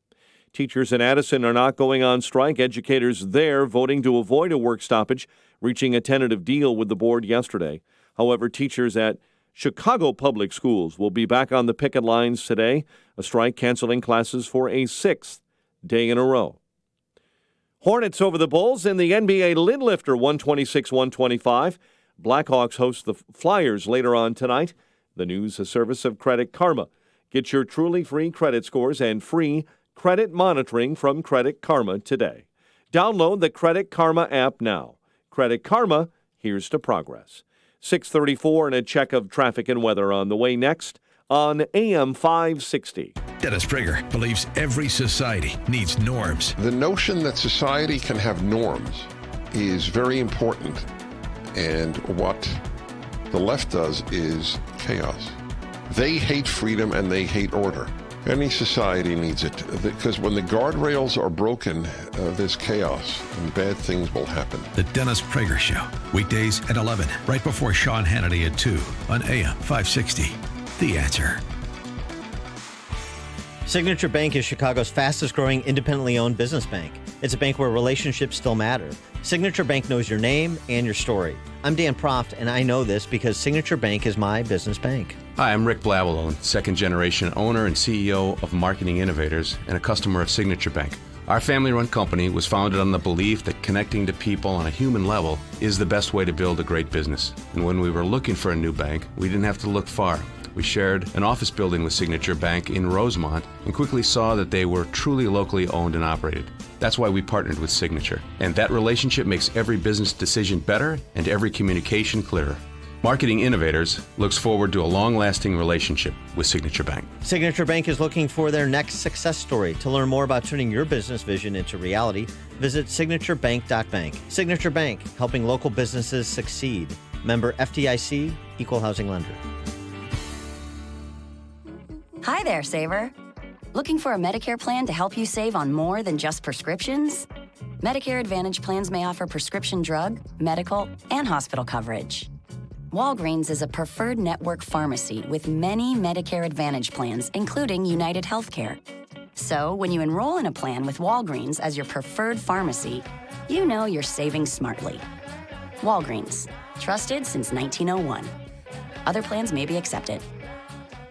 There's an app to save on flights, an app to rent a bike, and an app to help you save for driving safely. The Allstate app gives you real-time driving feedback with DriveWise, giving you the power to lower your insurance cost. In fact, safe drivers can save 40% or more. Connect and save with DriveWise. You're in good hands. Download the Allstate app today. Savings may vary by state and driving behaviors, subject to terms, conditions, and availability. Use of Allstate Mobile with activation of DriveWise required. Allstate Fire and Casualty Insurance Company and affiliates, Northbrook, Illinois. It is 6:37 AM 560 Traffic Center time, and here is Al Verde. Here's the look at traffic. Tri-State northbound still jammed up now from Deerfield to Everett due to that rollover crash blocking the two right lanes. That vehicle that was on the guardrails now on a flatbed tow truck. Southbound is heavy with gapers to that crash.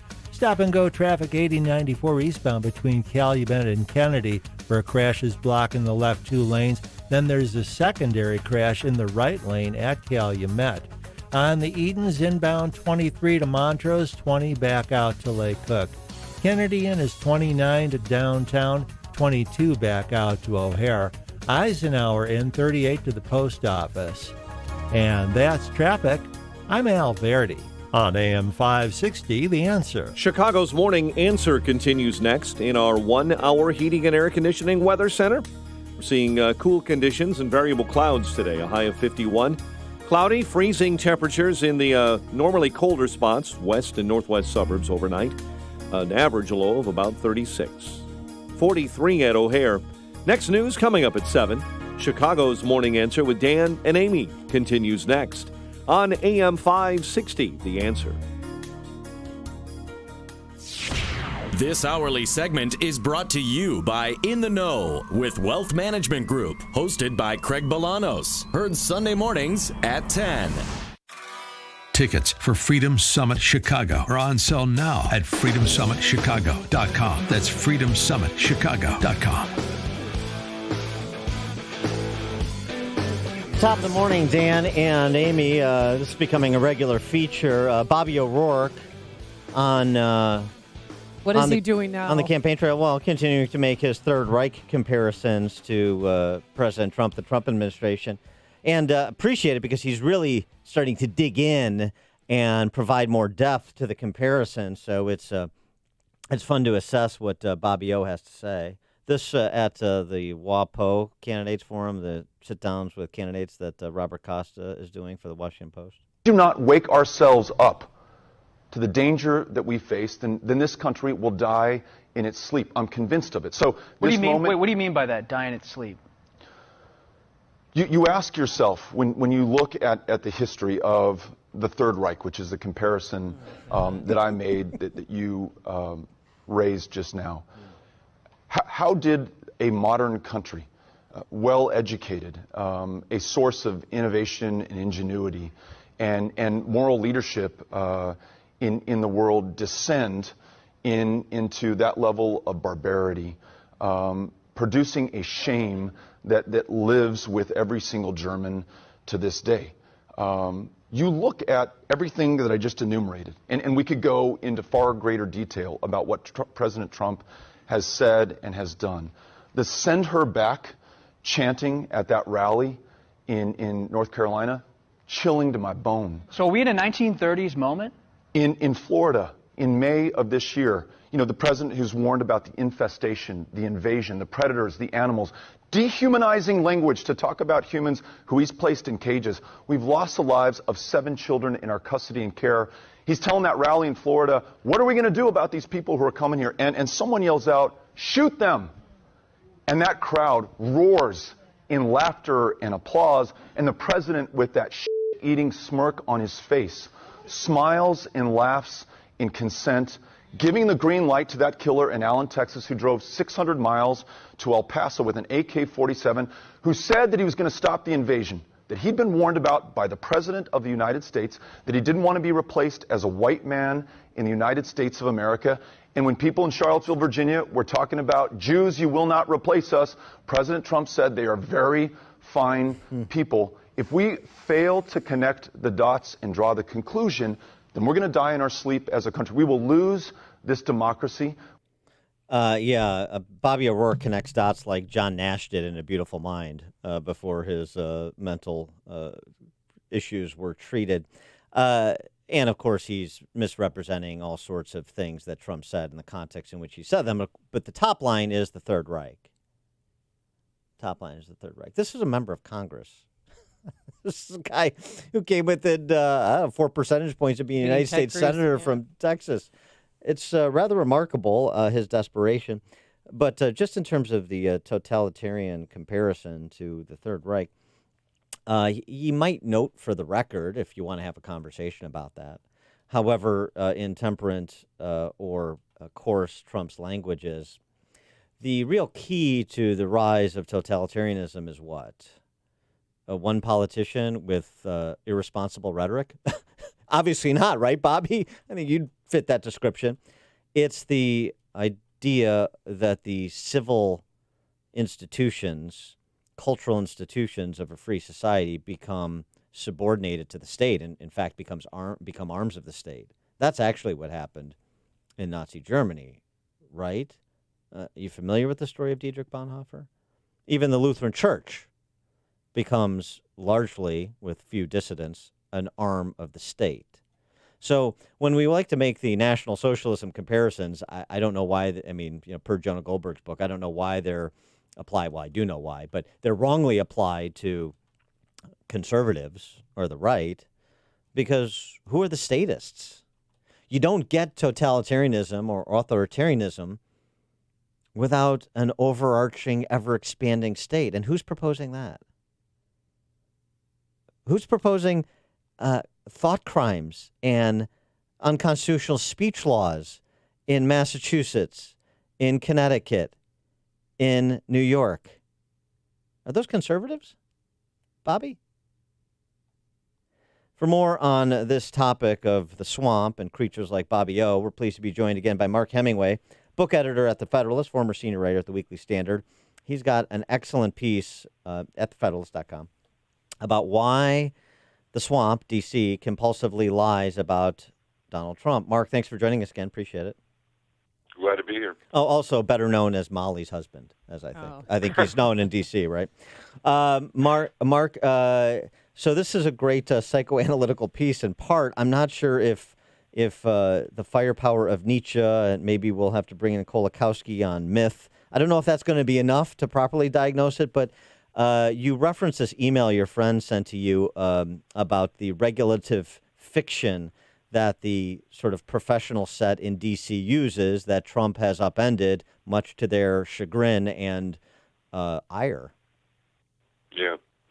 And basically the idea here is this, which is that at the top of politics and, people making decisions and when, all of the sausage is made, it's a lot more chaotic than, we realize. We have this, massive bureaucracy and this media and other things like that. That the phrase that you reference from Nietzsche is regulative fiction. They tell us all this story to impose order on the chaos so we don't worry about things necessarily. And what's going on with the Trump administration is you're seeing sort of the bureaucracy, deep state, administrative state, whatever you want to call it, sort of peel back that regular fiction as a means of discrediting Trump. So, like, you have the bureaucracy actually, like, fighting back instead of, like, covering up what the president is doing, whether or not it's good or, disorderly or not. They're making it look even more chaotic than it is, or just exposing it for being chaotic. And so they're trying to do that to discredit Trump. But the problem is that regular fiction has been discordant with reality for a very long time. I mean, we saw in the Obama administration, all kinds of crazy things that were happening where, they're putting pallets of cash on planes to the world's leading state sponsor of terror. They're giving thousands of guns to Mexican drug cartels. And then the moment people ask any questions about it, the response from the official Washington class is, everything's fine, don't worry about it, it's all under control, when it clearly isn't. So I think voters are waking up to this idea that, this is what's going on. It's Trump, and I don't think he does this, does the necessary research to set these things up. But it is amazing, I guess, that, how much of a cultural paradigm shift he represents by himself. So the whole controversy over using the term lynching with respect to impeachment. So he uses the term, and then there's the expected hue and cry from the expected quarters. And then you go into the Wayback Machine that the internet provides, and you have Joe Biden apologizing for using the same word 20 years ago with respect to the Clinton impeachment, and Al Green and our Congressman Danny Davis here in Chicago using that word to in opposition to the impeachment of Bill Clinton back in 1998. It's almost everything he does that you would say, oh, that's untoward, that's unseemly. It turns around on those critics of his to remind everybody that they're just as unseemly and untoward as he is, except they're lying about it too. Yeah, and that's exactly right. The thing here is that voters are not dumb. We lived through the Clinton impeachment. We've seen all this stuff happen, before, and then to have all of these people collectively come together to, go after Donald Trump for doing the same things that they've excused a million times before is one reason why, Trump can, do and say things that, at least sound outrageous on the face of it and get away with it. Because the reality is that politics in this town have been outrageous and mean-spirited and all these other things for a very long time, and voters just aren't going to put up with the naked hypocrisy. They are going to stick with someone who best represents their interests, regardless of whether or not he plays the Washington game. And I got to tell you too. I mean, you sort of make this point in your piece, but here in Chicago and Illinois, we are sort of ground zero for loving the beautiful lies over the hard truths. But the suggestion is that by telling some hard truths, Trump has sort of constituted his own majority or governing plurality coalition. That people do want to hear the hard truths. They know the beautiful lies aren't serving them.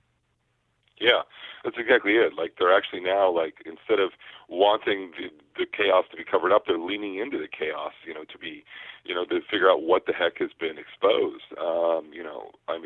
We spent the last 2 years learning that the senior leadership of the FBI, was thoroughly corrupt. And through that entire process, we were, constantly told at every turn that, these were, brave, truth and justice, rule of law people that were trying to save us from this bad man, when, every step of the way it was the bureaucracy, the deep state, whatever, exposed, and not Donald Trump. And so voters, I think, are right to ask, what else is out there? What do we need to know about what's really going on in Washington? Because we've suspected it's been bad for a long time. And here comes along this loudmouth who drives these people up a wall and is constantly, de-pantsing them in front of our very eyes and showing us what's going on. And then you have these impeachment proceedings. And what did you think yesterday of the 24 Republican lawmakers who stormed in to close deposition? Well, I have mixed feelings about it. One is that I wish that anyone in Washington would take classified laws seriously. These things are pretty important. So I'm not sure I approve the Republican lawmakers' plan in that sense of storming into a secure facility. Having said that, it is absolutely true that one reason why the American people aren't taking this impeachment proceeding seriously is that it is being led by this man named Adam Schiff, who has a history of, unrelenting selective leaks throughout the Russia thing. He was, one of the premier promoters of this Russia hoax narrative. He went on television in the middle of all that, was frequently on television, saying things like he had more than circumstantial evidence that Donald Trump colluded with Russia, which he clearly didn't have. He gave leaks to CNN that turned out to be completely wrong. And as long as he is leading this impeachment proceeding, and he's doing so under the cloak of secrecy, this impeachment proceeding, you cannot expect voters to take it seriously when it's being led by a man like that who has no regard for any sort of discretion or honesty. And the ironic thing, I go back to this piece Rusty Reno over at First Things wrote a few months back, sort of remarkable. And Rusty Reno is no apologist for Trump in any way, shape, or form. But he said, by the standard of, is a candidate keeping or attempting to keep the promises he made upon being elected to office, Trump is the most honest president we've had perhaps in the last 100 years. More honest than certainly anybody from post-World War II to present. It's sort of a remarkable statement, but if you go back and look at what Trump has said and what he's done or tried to do, however, sometimes inartfully, including with this withdrawal in Syria most recently, that is consistent with what he said he was going to do if he was elected. Yeah. No, I think that's right. I mean, I don't know. Honesty is a difficult metric. I will say he's been incredibly transparent. Yeah. And this is the thing about his brash rhetoric and things like that. Like, people know what's going on and like what he thinks and what he wants. I also think, though, that a big part of the problem of sometimes Trump's, quote unquote, bad decisions is also a problem of this sort of regulative fiction, from the deep state as well. Like, for instance, Donald Trump campaigned on getting out of entanglements or whatever. We now have people fighting in Afghanistan who weren't born on 9/11. This is madness. The voters agree with him on this. There's no question about it. And in fact, the left agreed with, Trump on this, right up until the moment he became president, it seems like. So, he's been painfully obvious at repeated points since he took office that he wanted to get out of this entanglement in Syria. And at no point along that process were the people around him, the people in government, stepping up and saying, okay, how do we do this in the most, painless and best way possible? In fact, they were stymieing his attempts, and there's all kinds of reporting on this, to get out of this conflict. And then when he finally just throws his hands up in the air and insists on getting out, yes, it's more chaotic than perhaps it should be, but, where were the people that had the respect for democracy and the bureaucracy that did what the democratically elected leader wanted them to do? They weren't there. They were serving their own interests and serving their own beliefs. They were not serving what the people wanted. That's a fair point. He is Mark Hemingway, book editor at The Federalist, Federalist.com, former senior writer at The Weekly Standard. Check out his column, which I tweeted out at Dan Proft. Why Washington, D.C. compulsively lies about Donald Trump. Mark, thanks for joining us. Appreciate it. Thank you for having me. And he joined us on our turnkey.pro answer line. You're listening to Chicago's Morning Answer with Dan Proft and Amy Jacobson on AM 560. The Answer. The Lou Dobbs Financial Report is brought to you by Signature Bank, helping local businesses succeed. Visit signaturebank.bank for your commercial banking needs. I'm Lou Dobbs. Boeing's third quarter earnings dropped 51%. Major airlines report quarterly results today, and electronics factories poised for more layoffs because of tariffs. Those stories next. G'day, I'm Scott from Plug-in Pest Free. If you have a rodent or pest problem at your home or business, don't spray harmful toxic chemicals. Use Plug-in Pest Free, the electromagnetic pest control device that uses your wiring to get rid of pests fast. Just plug it in. One customer had a warehouse with a rat problem. He was catching over 20 rats a day. He called pest controllers, but nothing solved the problem. Then I came along.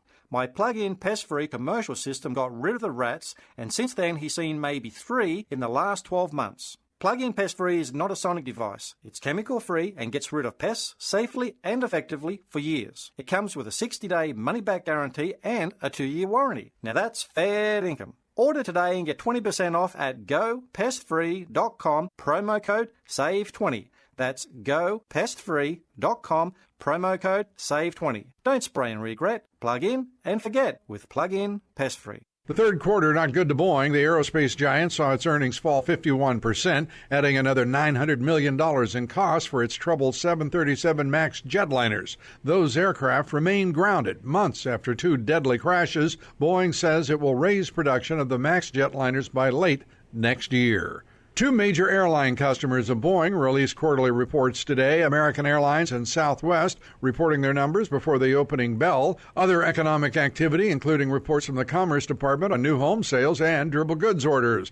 Electronic factories have been hit by tariffs, raising the prices of components, and some companies indicate they may slow hiring or even lay off workers to offset rising costs. Please join us for Lou Dobbs tonight, 7 o'clock and 10 Eastern on the Fox Business Network. This is the Lou Dobbs Financial Report. Hey, our listeners have helped build MyPillow into the amazing company that it is today. And now the CEO and creator, Mike Lindell, is paying it forward. He's giving deep discounts to all of his customers. 30% off the mattress toppers. The MyPillow is only $29.99. That's a steal. And the whole body pillow, regularly $89.99. But with promo code Amy, it's only $29.99. And all products come with a 60-day money-back guarantee and a 10-year warranty. It's made in America, folks, and it is a great product. And I love the Giza cotton sheets as well and the pet beds. Go to MyPillow.com, click on the new radio listener special box, and type in Amy. And voila, 30% off everything at checkout, MyPillow.com, or call 800-489-0201. Nothing speaks louder about an auto dealer than a happy customer. And at Joe Cotton Ford, they have many. It's like my family. I never go anywhere else than Joe Cotton Ford. If I have to buy a car, I always go first Joe Cotton Ford. And they have best service ever, and the best price, and the best models. My overall experience is great. It's easy to buy, it's easy to go through service, and overall, it's just a great experience. More reasons why folks keep coming back to Joe Cotton Ford. It's Truck Month at Joe Cotton Ford. Get a great deal on an F-150, the best-selling truck for 42 straight years. Joe Cotton Ford has over 40 F-150s to choose from, with up to $15,000 off XLT crew cabs. All built Ford proud, built Ford tough. All incentives applied. Stock number T9205. Celebrate Truck Month at Joe Cotton Ford, Gary and North Avenue in Carroll Stream, or at joecottonford.com. joecottonford.com. Don't forget that you can watch Chicago's Morning Answer on the Income Store live video stream every morning at 560theanswer.com. Hi, it's Mark Olson. And Greg Olson. The boys from Crumweedy Home Pros. Call Crumweedy! Yep, that's us. Listen, we know it was a horrible winter, followed by a horrible spring. You may have held off thinking about getting your project done with the crazy weather we've had, but we want you to know we prepared for that. Our pros are ready to work overtime if needed to get your project done before the next horrible winter. No, not another rough winter. This past one was bad enough. Call us today, and we'll get it done right, and we'll get it done now. Call Crumweedy! Whoa, guys, don't forget, we offer 12 months, same as cash. Now, go ahead, carry on. Roofs, gutters, windows, and siding. You know you can trust Crumweedy to do a great job and give you a fair price. 630-595-8020. And watch out for the door-to-door fly-by-night guys. Here today, gone forever. You deserve better. Call us now for special offers on roofs, windows, siding, and gutters. Call Crumweedy! 630-595-8020. Crumweedy Home Pros. We're ready. Balance of Nature. Changing the world, one life at a time. I am up every day feeding 60 horses, throwing hay, doing all the things I need to do, and I actually have been back in the saddle, and it's been years, I'm telling you, years, since I've been able to do anything with my horses, and I think it's this stuff. I am telling you, I think it's this stuff. My husband says he has his wife back. You know, it's amazing. So you can tell everybody my story. Experience the Balance of Nature difference for yourself. Balance of Nature is now offering a 35% discount and free shipping on your first preferred order of Balance of Nature. This offer may end at any time, so don't wait to start Dr. Howard's Health Challenge. Call 800-2468-751 or go to balanceofnature.com and use discount code CHICAGO. WIND We will Chicago. not be deterred from revealing the truth. I'm Dave Anthony, Fox News. Adam Schiff tweeted that after House Republicans stormed into the deposition the Democrat was leading in the impeachment inquiry. His fellow Democrats were angry, calling for ethics charges against the GOP lawmakers. Congressman Eric Swalwell. They're doing this because this is what the guilty do. Innocent people cooperate with investigations. Innocent people follow the rules of the House. But Republicans claim Democrats are doing all this in secret. Fox's Rachel Sutherland live in Washington.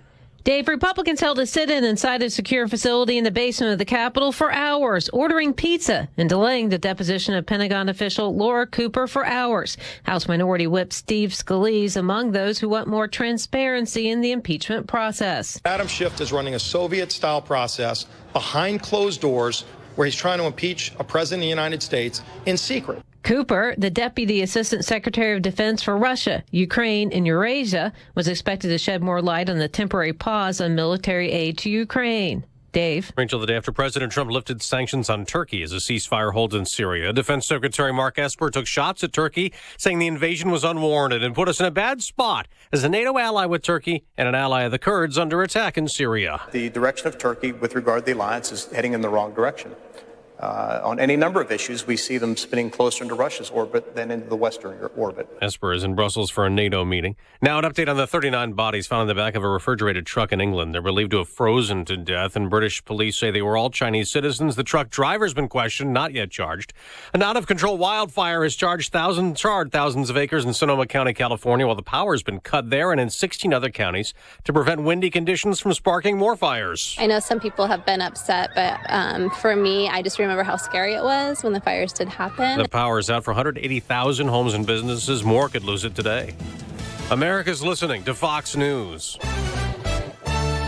43 degrees at 7:02 AM 560. The Answer. Good morning. I'm Mike Scott. 4 of the 5 people charged in a massive Midwest marijuana vape cartridge ring in Kenosha, Wisconsin, have pled not guilty. Suspects were all in court yesterday. The 5th suspect is due in court later today. Police say their THC vape cartridge operation was one of the largest, if not the largest, in the country. Meantime, North Suburban Libertyville banning the sale of recreational marijuana in town once it's legalized in the state. The village board saying any additional tax revenue would be offset by the massive potential pitfalls. Teachers in Addison are not going on strike. Educators in District 4 avoided a work stoppage by reaching a tentative contract deal hammered out with the board yesterday. Teachers at the Chicago Public Schools are hitting picket lines again today as the strike has canceled classes for a 6th day in a row. During yesterday's bargaining session, the city and union did reach 80 tentative agreements. All were on minor technical issues. Mayor Lori Lightfoot yesterday proposed a 2020 budget that does not, she says, include a property tax increase. I'm here to tell you that we didn't solve our $838 million budget gap with a large property tax increase in 2020. And folks, that's good news. The budget includes higher rideshare fees, an increase in the restaurant tax, and begs Springfield for help in raising several other taxes and clearing the way for a controversial casino. Chicago Police Union Board is taking a stance against the city's top cop over his decision to skip President Trump's speech in the city next Monday. The board of directors of the FOP issued that vote of no confidence in Superintendent Eddie Johnson yesterday. David Ross is set to be named the new Cubs manager today, according to multiple reports. Hornets made a franchise record 23 three-pointers. They rallied to beat the Bulls late, 126-125 in the NBA season opener in Charlotte. Blackhawks on the ice tonight, wrapping up a 7-game homestand against the Flyers. The news, a service of Panera Bread. At Panera, get breakfast that's fast, not fast food. Try a new Chipotle chicken, scrambled egg, and avocado breakfast wrap, and pair it with a premium, fresh ground, freshly brewed coffee, all ready to go with the push of a button. Panera, food as it should be. 7:04 and a check of traffic and weather on the way next on AM 560. Sean Hannity doesn't see unity. But you've got this group of people. Why can't we all just get along? How do you get along with people that, for whatever reason, have convinced themselves that Donald Trump is Satan, that cannot give this man credit for anything? The Sean Hannity Show. Afternoons at 2 on AM 560. The Answer. Wi-Fi is spelled W-I-F-I. Unfortunately for many people, it also spells TMI, as in too much information. Because Wi-Fi, whether public or right in your own home, even if it's password protected, isn't always private. Cybercriminals can use Wi-Fi to steal information you send and receive while online, whether that's credit card numbers, account login info, or your social security number. To help put a stop to TMI on Wi-Fi, you need Norton Secure VPN. That's Norton Secure Virtual Private Network. Simply install, log in once, and it uses bank-grade encryption for your personal information. Norton Secure VPN immediately helps keep your online activity on mobile devices and laptops private every time you're connected. Norton Secure VPN starts at $333 a month with an annual subscription. Go to norton.com/VPN. Don't let Wi-Fi, public or in your own home, mean TMI. Get Norton Secure VPN ASAP. After all, it's from Norton, the leader in consumer cybersecurity. Go to norton.com/VPN. Protection starts at less than $4 a month. Terms apply. Message and data rates may apply. Guys, got hair loss? I know what you're thinking. Should I shave my head? Comb it over? Wear a hat?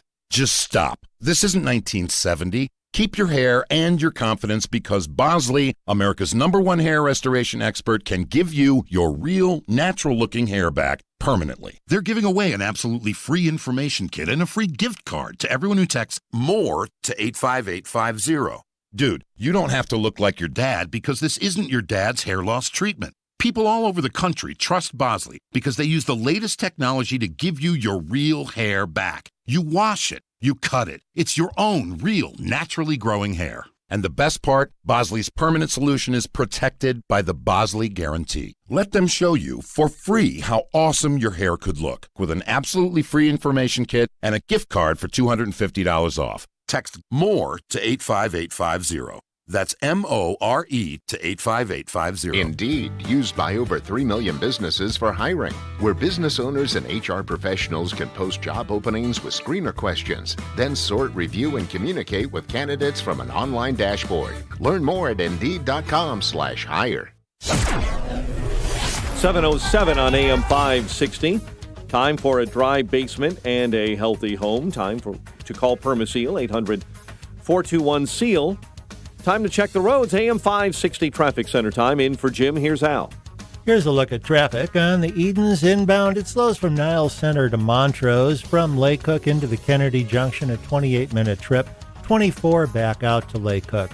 Kennedy inbound, 42 O'Hare to downtown, and on the outbound side, we're looking at 36 minutes. Eisenhower in, that's 56 from 390 to the post office. Really jammed up between Mannheim and the Byrne interchange. Outbound, a 50-minute drive. 55 northbound slows up between Lorenzo and Blodgett through the ongoing construction. Stevenson in is heavy. That's 57 from 355 to Lakeshore Drive. An accident reported inbound at Ashland. And Stevenson out is 44. That's traffic. I'm Al Verdi. Chicago's Morning Answer continues next. In our 1-hour heating and air conditioning weather center, meteorologist Steve Williams. Today cool with variable cloudiness, the high at 51. Clouds will thicken tonight, chilly night. Some freezing spots, low 36. Some clouds, then sun tomorrow, the high 52. Rain on Saturday, high 55. I'm Steve Williams on AM 560, The Answer. 43 at O'Hare. Next news, 7:30. Chicago's Morning Answer with Dan and Amy continues next on AM 560, The Answer. This hourly segment is brought to you by the Money Hour Radio Show, Saturday afternoons at 3 on AM 560, The Answer. Brought to you by Pearshell Financial Group. This is Chicago's Morning Answer with Dan Proft and Amy Jacobson on AM 560, The Answer.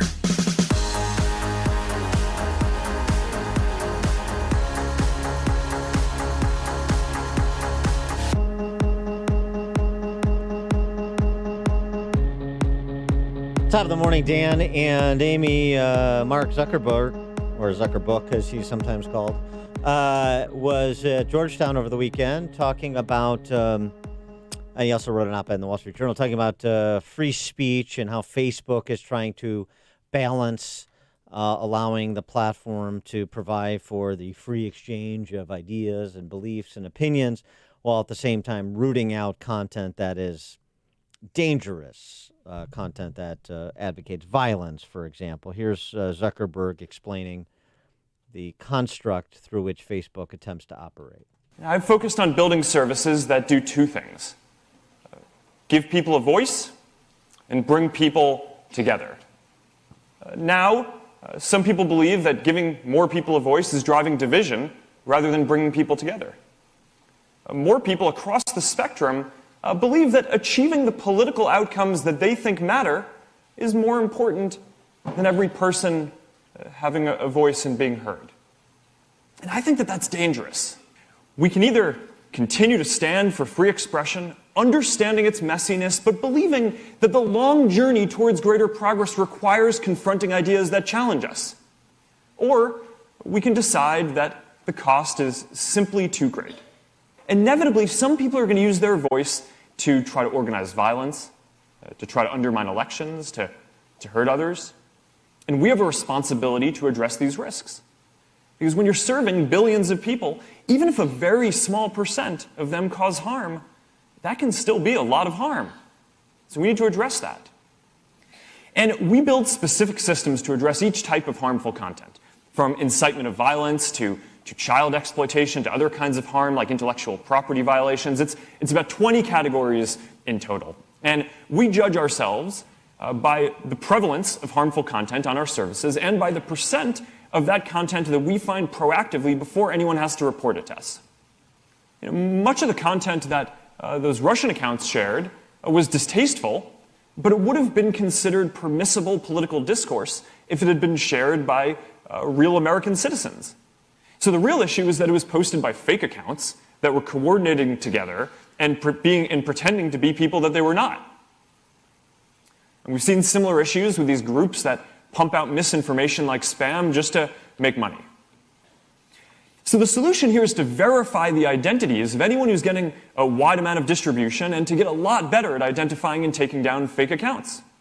So we now require you to provide a government ID and to prove your location if you want to run political ads or if you're going to run a large page.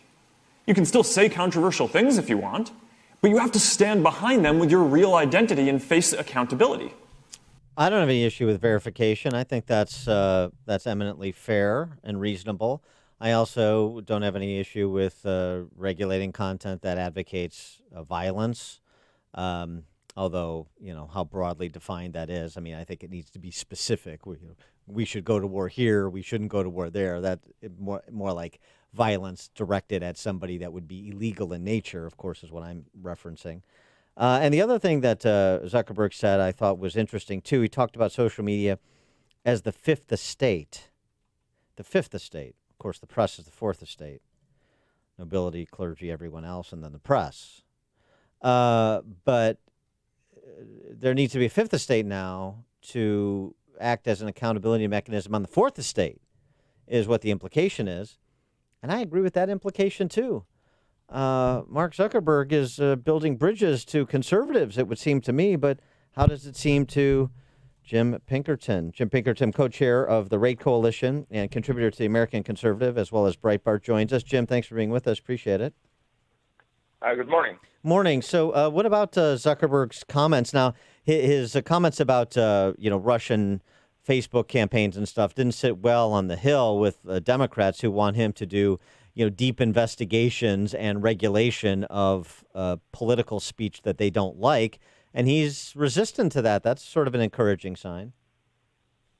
Well, it's interesting. I mean, Zuckerberg's speech at Georgetown, October 17th, and then, of course, that gets piled on to his appearance yesterday before the House Financial Services. So the news is kind of a blend of those two Washington, D.C. appearances for him. He's getting himself into some, very deep water here, where he is philosophizing about free speech and free association, and the fourth estate, which is the media, and the fifth estate, which is sort of the social media, public opinion. One of my reactions is, who elected him? How did he get to decide all these things? I mean, these are incredibly important questions. I mean, conservatives have a long list of grievances against Facebook and social media in general, and of course, lots of other people do too. And it is interesting and revealing and useful to hear him speak in public about how he wants to address these issues of identification and truth and so on. But part of my reaction is, how did one guy who's 35 years old end up with so much power? Well, yeah, because he created a product that everyone around the world uses. Yeah, and he's referencing how he's going to oversee that product, and probably, in point of fact, in prevention of the government doing it for him. He's trying to sort of self-regulate and get the government to put a stamp of approval on it, so that they're not more intrusive than he otherwise would enjoy them being. Right? Yeah, I actually think in the end, the attempt that he has to, as he said in this speech at Georgetown last week, create an oversight council where he is going to pick 40 people from around the world. And that's, 40 people covering 7.5 billion people around the world to decide on these issues of content. I mean, if you think about 40 people for the world, that means the United States would get, one or two.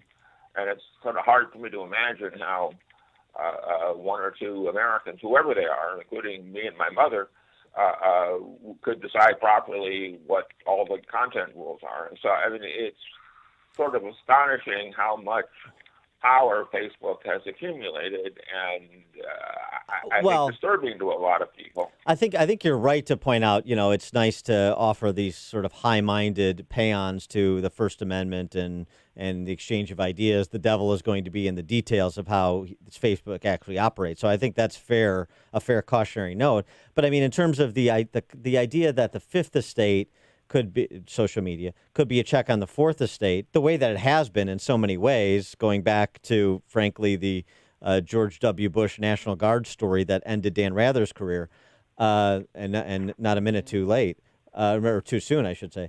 But the idea that the Fifth could be a check on the Fourth, I mean, I think that has some attraction too, because number one, it speaks to sort of a free marketplace of ideas and exchange. Number two, the criticisms that conservatives have about the Fifth Estate, they have in spades with respect to the Fourth Estate. Well, I think you're right. I think the idea of, broadly speaking, checks and balances is always good. And so if public opinion as sort of modified by social media, and again, all of us who speak out on Twitter or Facebook have to realize that some algorithm is deciding, how much of a voice we have within their media ecosystem. But it's nonetheless healthy to have that. I mean, it's a mix sometimes. I mean, you see, you cite quite rightly the incident from 2004 where, people in their pajamas, as it were, knocked out Dan Rather's fake story about George W. Bush. There are plenty of examples since of Twitter mobs and so on having an effect, and you can say it's the free market of the freedom at work, and that's certainly true. However, we have to beware of incidents where we think that it's free speech, but it's really being somehow manipulated by, again, some 35-year-old in Silicon Valley. And I think that's the concern people have, is that we're developing a sort of pseudo public opinion online that really is sort of what these people in San Francisco want us to have. And it's a concern, and I think the only solution is, frankly, a broader political input into these things, sort of, along the way that the Federal Communications Commission has supervised the telephone system over the last 100 years. And then Mark Zuckerberg was at the Capitol yesterday in front of lawmakers, and they criticized him about his firm's policy not to fact-check political ads. And did you watch the hearing by any chance? Yeah, I did watch it. Yeah. Did you learn anything? I know he's there to try to get his digital currency Libra pushed through. This is the telephone company back in AT&T back in 1913 made a deal with the Justice Department and said, look, we are not going to regulate what people say on the telephone, whether it's the Communist Party or the Nazi Party or whoever. if they say this or that or the other, it is not our job to decide whether it's legal or not, or whether it's a criminal conspiracy. It's the government's job. So the FBI or the Justice Department or the Chicago Police ought to be deciding whether this conversation is legal. But we here at AT&T, we are a pipeline company, and we are going to help people communicate, and we're not going to have the additional job of adjudicating the morality or legality of content. And, the cops in the FBI were perfectly happy to do that. And I think that Zuckerberg is both dividing the pipes and attempting to decide, what's right and proper or true or false. I think that's biting off way more than he can chew. Yeah, no, there's no question about that. And even the concession I made up front about content that you'd say, well, that's not First Amendment protected. Should he be in that business, or does he risk, and may perhaps appropriately so, the same argument being made with respect to Google and other social media platforms, which is you are publishers of information now, and so you lose certain protections that you currently enjoy, and maybe that's a good start in terms of getting them to be more responsible and even-handed about content that particularly of a political nature. Or just to say that others other than Facebook should judge. I mean, you can't have it both ways. You can't be both a utility and a publisher. All of our common sense about keeping power distributed and checked and balanced against each other tells us that the guy who controls the machine ought not to be able to control it when he wants to, and then not control it when he doesn't want to. And so, the only thing worse I can think of than Zuckerberg thinking that he should be able to run a false ad is if Zuckerberg decides he gets to decide what's a false ad. I mean, that would just be a complete tyranny. I think conservatives and Republicans especially need to be thinking to themselves, how could we possibly trust anyone with that kind of power? I mean, and again, I've written that there needs to be some sort of federal platform commission or something, or an expanded federal communications commission to go through the rules on this, so that commissioners and can at least make sure it's public. I mean, the idea that some 29-year-old is making these decisions in a cubicle in Palo Alto, California, I mean, that is so full of danger to the Republic and to the Republican Party. I can't imagine anything worse. He is Jim Pinkerton, co-chair of the Rate Coalition and contributor to the American Conservative, and as well as Breitbart. Check out his latest piece at theamericanconservative.com, which I tweeted out. Mark Zuckerberg gets medieval. Jim, thanks for joining us. Appreciate it. Thank you. And he joined us on our turnkey.pro answer line. If you're talking about it, Dan and Amy are talking about it. It's Chicago's Morning Answer on AM 560. The Answer. Hey, if you're missing teeth or even a single tooth, then dental implants are a fantastic way to regain your confidence, your smile, and your dental health. Hey, Sean Hannity here. So what are you waiting for? Find out now if implants are for you. Successful implants don't come from an implant factory. Skill, treatment, installation, those are the main differences for successful lifelong implants. That's why you need to see Dr. Neruzzi at Fox River Periodontics. Dr. Neruzzi is the recommended choice of dentists that don't do implants themselves. You need the experience, the skill, and honesty that over 25 years of dental implants brings, and you're going to be happy with your implant. It's not a mass production procedure because everyone is different. And Dr. Neruzzi wants to talk to you about dental implants today. This is Dr. Neruzzi. I personally guarantee your happiness with your implants. Call Fox River Periodontics at 630-232-7400. They're online at implantsforme.com. Take a moment and picture your daughter. Society puts this unbelievable pressure on her to achieve, to win, to project perfection, and it affects her. I've told you about the Northridge Prep for Boys, Now I'd like to tell you about their sister school. That's Willows Academy. Girls thrive at Willows because the pressure just isn't there. There's no boys to create a social pecking order.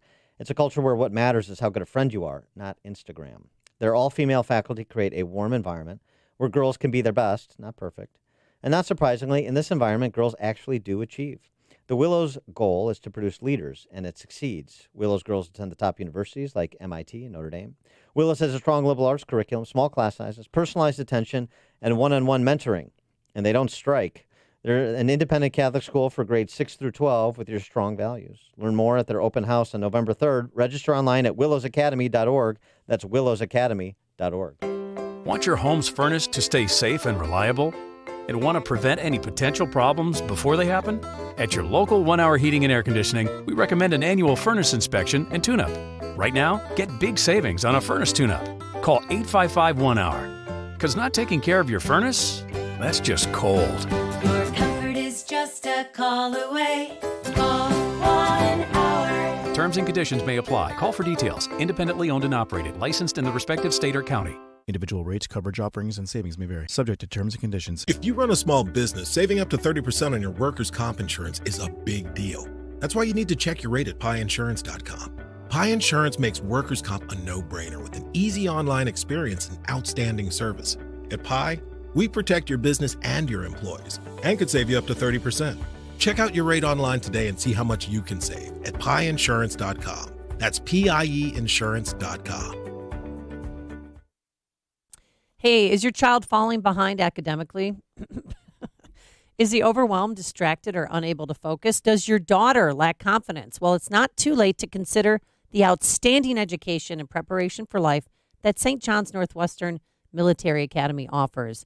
For 135 years, St. John's Northwestern has prepared teens for college and beyond within a safe, secure, and structured environment, free from distractions and optimal for learning. St. John's Northwestern attracts teens grades 7 through 12 who are capable of achieving more but need guidance and encouragement to get there.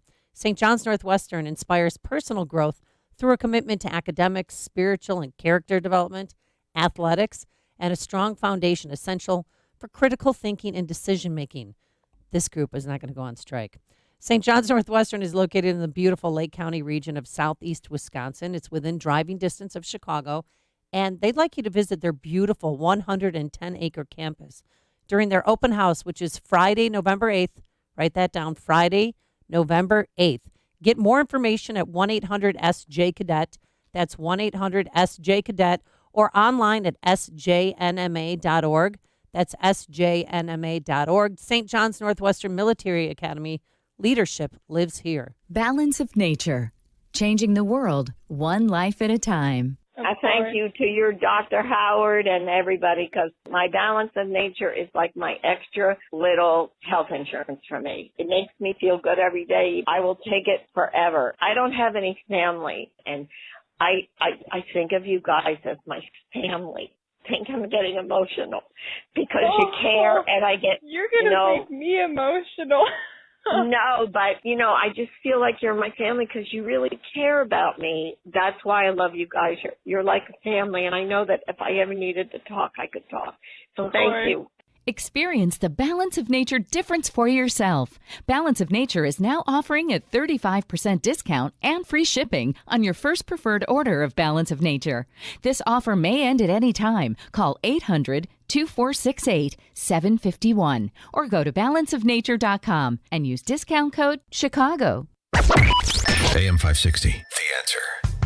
Dan and Amy and MSNBC announced the moderators for their November 20th presidential debate, the socialist debate. And it's like the female spacewalk, right? Oh, yeah. Rachel Maddow, Andrea Mitchell, Kristen Welker, Ashley Parker, because they're so pro-women over there at NBC News. Oh, no, really? No, Oppenheim, he's so pro-woman, he just got his contract renewed. Are you serious? After that whole Matt Lauer debacle, when they knew that he had raped somebody? Well, the alleged. But they knew rape. about Matt Lauer, generally speaking, and this is what Rich McHugh recounts in his piece in Vanity Fair, that NBC News, at the direction of Noah Oppenheim, who's now positioned to take over the whole operation at some point, acted as a PR shop for Weinstein. He remembers specifically being told to walk away. He remembers Weinstein, through his lawyer David Boies, getting a clean bill of health from NBC News. We're not going to report on the story. Mm-hmm.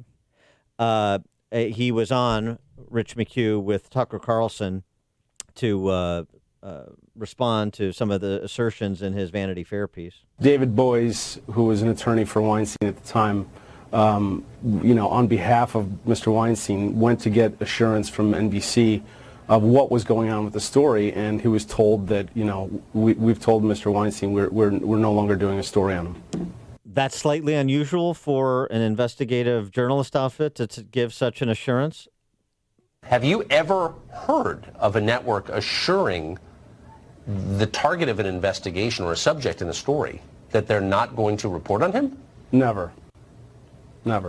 What do you think this was about?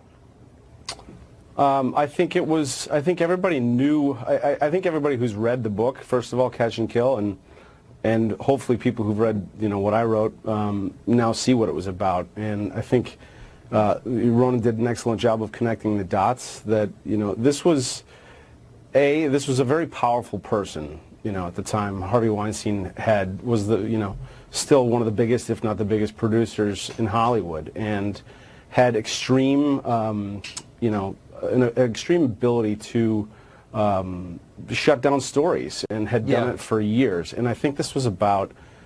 I think he figured out that NBC had an Achilles heel. Ronan paints it more succinctly and through facts in his book, but NBC had a Matt Lauer problem, and everybody was aware of it, and I think Weinstein exploited that. That was the Achilles heel, and everybody knew it, starting with Noah Oppenheim. This is the fourth estate that checks people in power, right? So now think about that, what's happened at NBC News, how that should inform everything that NBC News does. And that's the concern that Rich McHugh raises, and he's right to do so. Noah Oppenheim was exchanging chirpy texts and gifs with Harvey Weinstein after killing your investigation into him. I mean, how do you feel about that? I was pretty upset to learn a lot of that stuff, to be honest. I have no animosity against these people, but it's clear to me that, we were lied to over and over, and it's just not right, especially coming from a news organization. That's right. And it's the very crux of what they do, it's their mission is to tell the truth. And I think they not only lost sight of it, but they didn't adhere to their basic principles. NBC News. Factor this Ronan Farrow investigation, Rich McHugh, his piece in Vanity Fair, and how they covered, or more to the point, covered for rather than covering Harvey Weinstein, with everything they do in the political space as well, because that's what they've earned.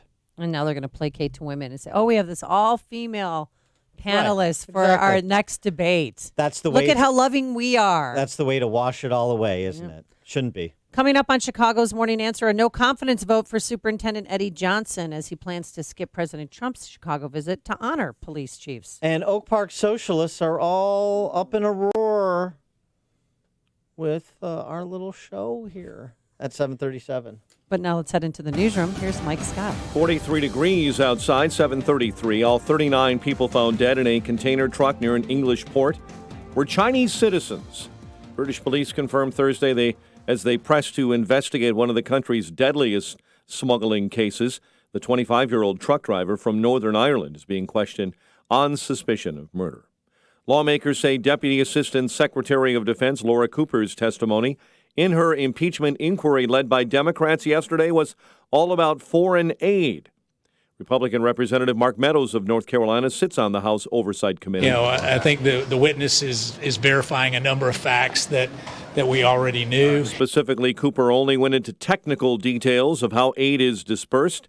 The day before, America's top diplomat in Ukraine, Bill Taylor, testified that he had heard the president held back $400 million in aid. Defense Secretary Mark Esper says Turkey's invasion of northern Syria has put everyone in the region in a terrible situation. Esper, ahead of a NATO meeting in Brussels today, said the invasion jeopardizes gains made against ISIS by everyone. The body of the late Maryland Democrat Representative Elijah Cummings will lie in state at National Statuary Hall at the U.S. Capitol today. Amazon moving deeper into the healthcare services industry, buying Health Navigator, a startup that helps provide digital health information. 4 of the 5 charged in a massive Midwest marijuana vape cartridge ring in Kenosha, Wisconsin, have pled not guilty. The suspects were all in court yesterday.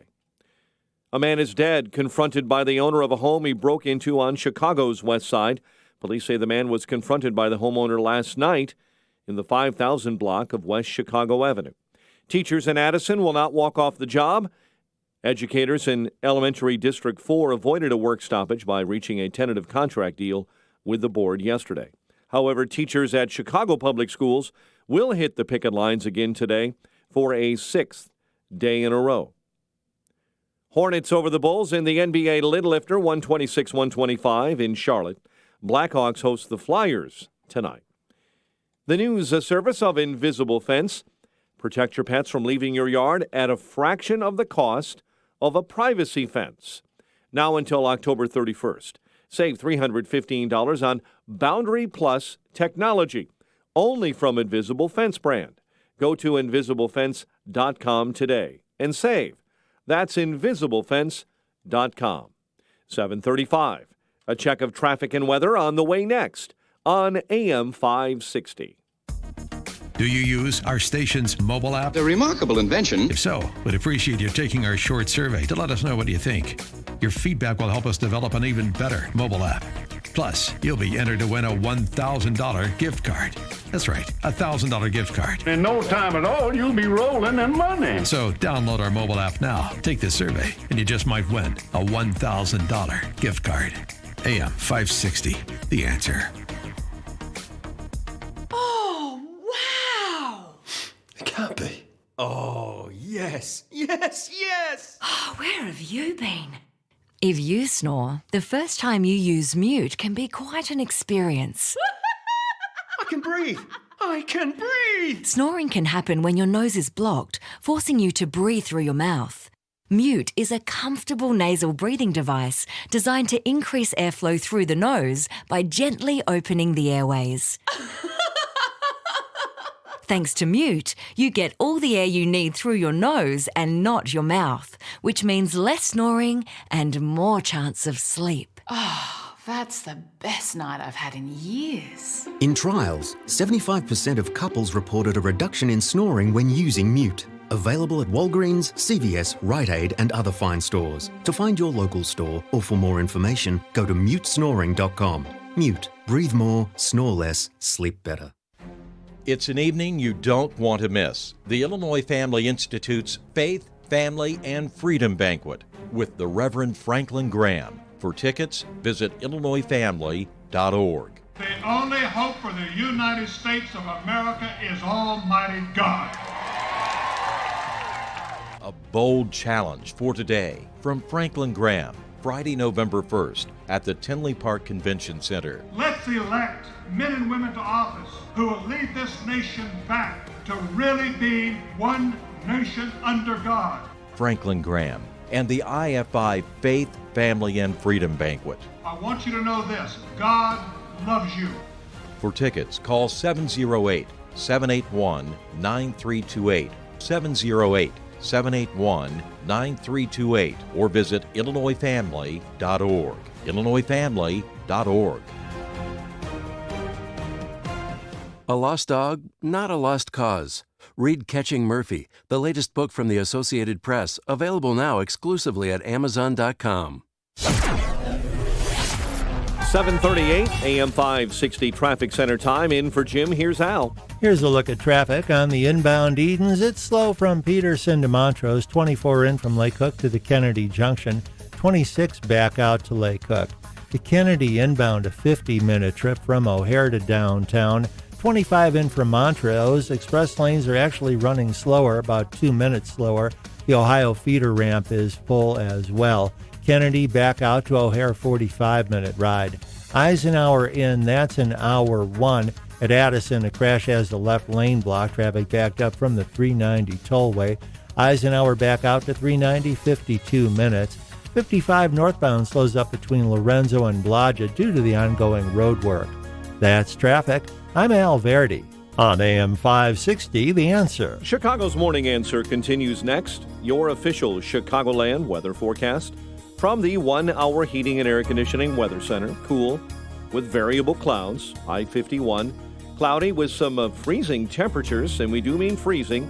30 or so in the colder spots, north and northwest suburbs overnight, with an average low of about 36 degrees. Currently, we have 43 at O'Hare. Next news coming up at 8. Chicago's Morning Answer with Dan and Amy continues next on AM 560, The Answer. This hourly segment is brought to you by Secure Retirement Radio with host Raj Shah. Sunday mornings at 7 on AM 560, The Answer. When you've got questions, he always has an answer. It's Sean Hannity this afternoon at 2 on AM 560, The Answer. Good morning, Dan and Amy. Dan Proft is a right-wing conspiracy hack. He hosts a low-rated Chicago radio talk show that speaks mainly to white supremacy. And with his considerable skills in raising money, he backs actual, undeniable fake news to stir up fanatics and communities with fake newspapers and websites. This is how Proft operates. It's well-known. It's despicable. It's dangerous. And now I've been... Do I need protection? I've been exposed. Well, I think the response to this guy, oakpark.com, whatever this is, he's the editor and publisher of oakpark.com, Dan Haley. Yeah. And I think my response is supposed to be, I feel less safe because somebody called me a name. Oh, heavens. But you don't operate like that. And those are fake newspapers that you have. Getting the truth out about what's going on around here. Yeah.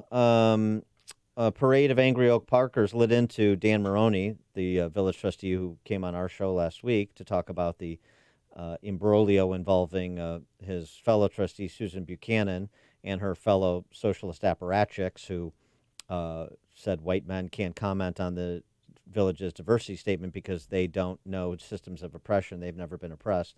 Because they're white. And men. A parade of angry Oak... Dan Haley, more of his prose, please. Yes, you're welcome. I will provide. A parade of angry Oak Parkers lit into Maroney on Monday night in a village board meeting, which, for the only time I can recall, set aside everything except the consent agenda to prevent very extended public comment. Super.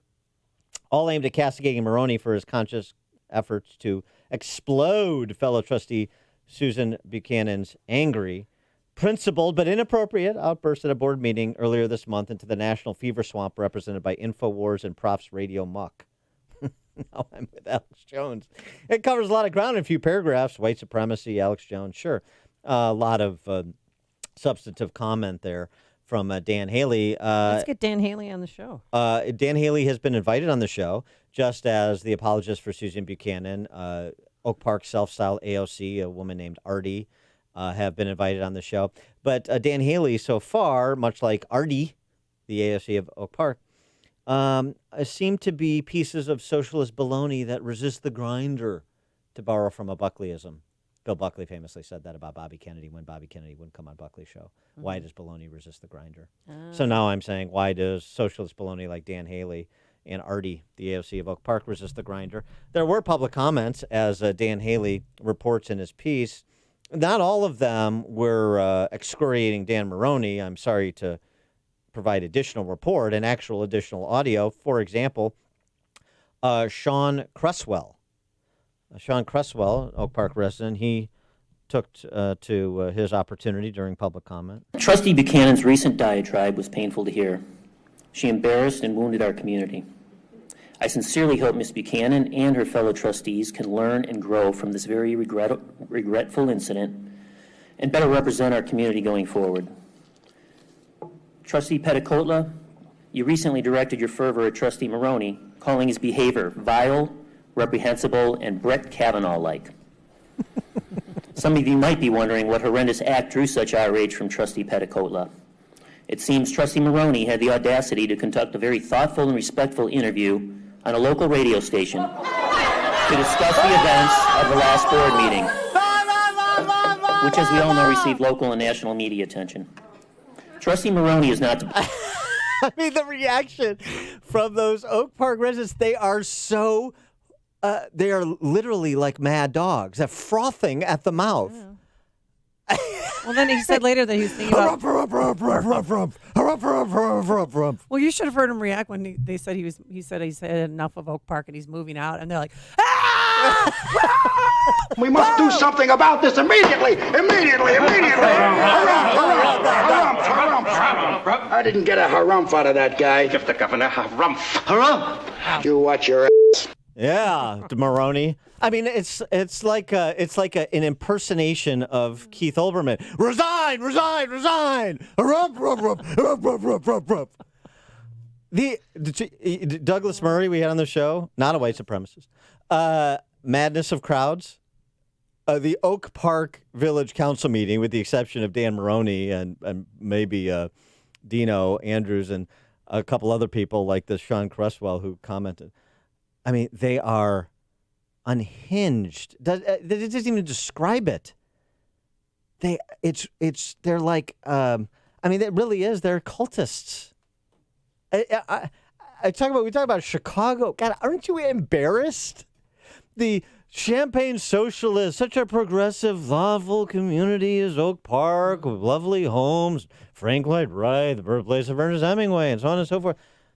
Aren't you embarrassed that they're calling on Dan Maroney to resign because he did an interview with us and with CBS News in response to Susan Buchanan's Jeremiah about the diversity statement? Susan Buchanan, she apologized, and they want doesn't matter if Dan she apologized. to apologize too, and then they asked for him to resign. Doesn't matter if she apologized. So what? She said what she said. I know. It doesn't make what she said go away, and frankly, it doesn't make it less representative of the views of all of those sentimental barbarians that were in the audience shouting down a guy who had a different opinion than they do. They're hysterics. Aren't you embarrassed in Oak Park?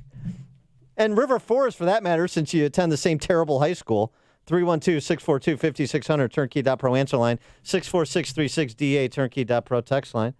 Now, of course, it wasn't all so complimentary. I don't want to cherry pick here. Oh, gosh, we have some others. 18 people in total spoke. Yeah, and all of them. A lot of them wouldn't leave their last names for fear of retaliation. Oh, well, I don't want the ire pointed on me. They're so courageous. That's what I find, don't you? They're so courageous. I invited that AOC Artie woman on the show, too. She doesn't have time for it. I mean, this is the point, right? Because if they engage in conversation with somebody that disagrees, with whom they disagree, then they're platforming that person and they're elevating white supremacy. Who's the conspiracy theorist? This dink, Dan Haley, this coward. I mean, he, of course, like so many of the cultural Marxists, projects onto others who he is. And here's another resident, Alec Harris. I'm here because of my concerns after the last village trustee meeting. Trustee Buchanan lost her temper at that meeting. She apologized immediately afterwards and subsequently also issued a public apology. Even so, the vitriol and ignorance from people as far away as California has been profoundly dangerous, and it is important to draw attention to the seriousness of what has been taking place. As one example, my wife Carolina Song worked on a local nonpartisan voter guide for the village last election, housed on the Activist Toolkit website. And even this website received profoundly disturbing emails. Oh, no. Here's one quote from one email edited for some decorum. Quote, "Can you leftist scum not give validation to this screaming piece of blank blank? Leftist blanks like you and Susan are the blank problem in this country," unquote. The fact a website so removed from the matter at hand generated this kind of hate mail points to the utter seriousness of what is at stake for our whole community. Oh, yeah. So I don't understand why in this environment, Trustee Maroney chose to appear on Dan Proft's partisan radio show, which has a national reach. The show was clearly intended to further personally disparage Trustee Buchanan. Oh, no. Trustee Maroney Heavens. demonstrated a lack of judgment, especially since he himself acknowledged that Trustee Buchanan received threats. His decision to appear on the radio show only served to minimize the seriousness of the issues at hand. Are we, as white men, really so fragile that we can't understand what happened? Positively Shakespearean, these performances. Oh, First of all, Alex has a wife? What? Okay. It's Alec to you, I Alec. believe. Yeah. Okay. Yeah, well, that's what he said. Alec, though he has no problem, I'm sure, with the Dan Haley's of the world and the Susan Buchanans saying, number one, you can't talk because you're a white man. Number two, I disagree with you, so then you're a white supremacist. That's not irresponsible. That's not an exercise in poor judgment. Just castigating people and trying to apply labels to people that, number one, are false, and number two, are intellectually dishonest and feeble. No, that's not irresponsible. They're the guarantors of constructive, civil, enlightened discourse, aren't they? Is that what we're getting? Threatening emails, but so what? So what? So do I. So what? Grow up. Tough. You know, I'm not encouraging people to send vile emails to anybody. But the whole put upon, the pearl clutching and the fainting spells going on at that village meeting. It's unbelievable. Go pound sand, you Oak Park pansies. And if you had an ounce of integrity, if you had an ounce of belief that you could hold up to scrutiny, then you tough talkers, when there is no cross-examination, when there is no opportunity for engagement, would take advantage of opportunities that are presented to you. You want to call me names? Dan Haley, come on the show and call me names. AOC, Oak Park's AOC, you want to blather on about the unsafety of a crossword? Come on the show and talk about it.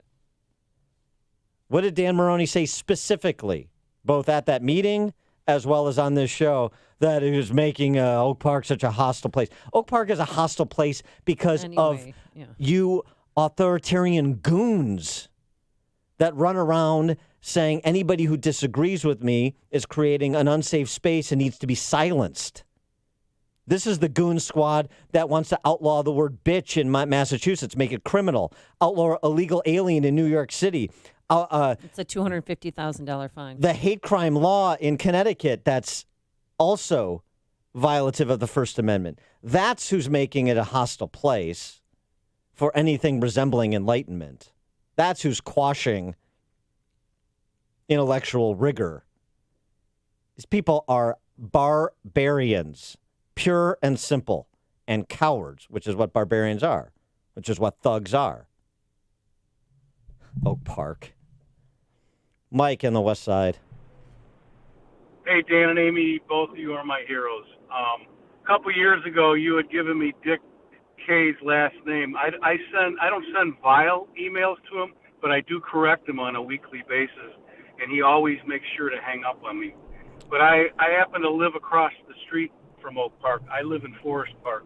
I was born in Oak Park, and it's kind of funny because last night I was at Trader Joe's on Harlem, and I saw, of course, a Prius with about 1 million Obama stickers on it, and it also had "Jail to the Chief," which I thought was interesting.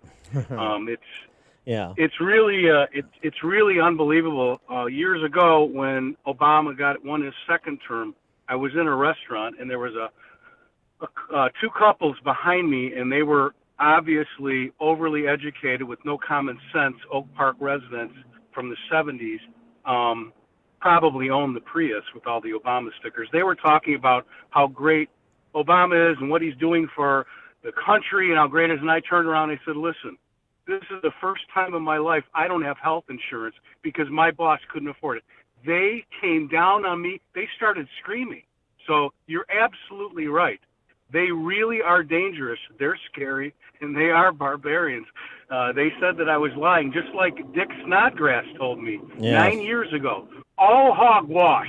Your premium is not $900. I said, oh, yes, it is. When I called him 9 years later to correct him and say, hey, Dick, remember when you said, he hung up on me immediately. And he called me a right-wing nut job. See, that's what they do. Thanks for the call, Mike. Exactly. I mean, this Dan Haley. I mean, I know he's just like a local yokel illiterate, but these are the arguments you get from these self-styled enlightened people who are zealots. They are religious zealots. It's just their religion is secular humanism. He writes, What divides us is foundational, needs to get sincerely and imperfectly sorted out. It's about racism. It's about sexism. It's about systems of oppression. It's about an inability or unwillingness to listen. It's about control. It's always about control. Two things. One, remember that one of the systems of oppression Susan Buchanan was talking about was the Oak Park Police Department. That's a system of oppression to them. Because I want to be specific here. Number two, it's always about control. Right. Well, so who wants control? Who are the minders that want dominion over your life? Suggest that you shouldn't have agency depending on what identifiers you possess. Is it me? What control of Oak Park do I want? None, I can assure you. So who is promoting the control that they're decrying? It's a flim-flam game. The whole thing is a flim-flam game. It's a misdirection play. It's to decry the things they are to give license to what they do. Harry and Wilmette, you're on Chicago's Morning Answer. Yes, they should look at themselves, the Oak Parkers. It's them who allowed. If you look at what started the whole thing off, it was a white male expressing his opinion, and if you look at how Oak Park actually let a white male get into an elective or an appointed position, if they were to ban that from happening, they, in their mindset, would be promoting diversity, which I don't know that they would appreciate the irony. Yes, right. Thanks for the call, Harry. This is the morning show more Chicago radio listeners are choosing. This is Chicago's Morning Answer on AM 560. The Answer. Message and data rates may apply. Individual results vary. Exclusions apply. Contacts and glasses are such a hassle. I'd love to finally get LASIK, but I'm going to stop you right there. If you want LASIK, then the LASIK Vision Institute has officially taken away everything standing in your way. Isn't LASIK expensive? Not at the LASIK Vision Institute. We're offering dramatically low prices and an absolutely free consultation. See for free if LASIK is right for you by texting TOP to 350350. But I'm really busy. A text only takes seconds. The LASIK procedure typically only takes 15 minutes, and most patients can get back to work the following day. The LASIK Vision Institute uses the latest FDA-approved LASIK technology that helps the majority of patients achieve 20/20 vision. Dr. Greenberg has performed 75,000 LASIK surgeries and is one of the most experienced LASIK surgeons in Chicago. And we're offering 20% off our already low-cost services. What's that text again? Text TOP to 350350. That's TOP to 350350 to schedule your free consultation today. Balance of Nature. Changing the world, one life at a time. I've been taking them consistently over a reasonable period of time. I feel different. I walk differently. I think differently. And it's been gradual, but it makes me wonder, like, man, I was in rough shape. I think this is going to be my super weapon against, my usual miseries in the winter. That's why this is so exciting. And it's easy. I don't have to do anything. I just swallow with complete confidence. And then I feel better. It's amazing, truly. It seems like a little thing, but it's definitely life-changing, no question about it. Experience the Balance of Nature difference for yourself.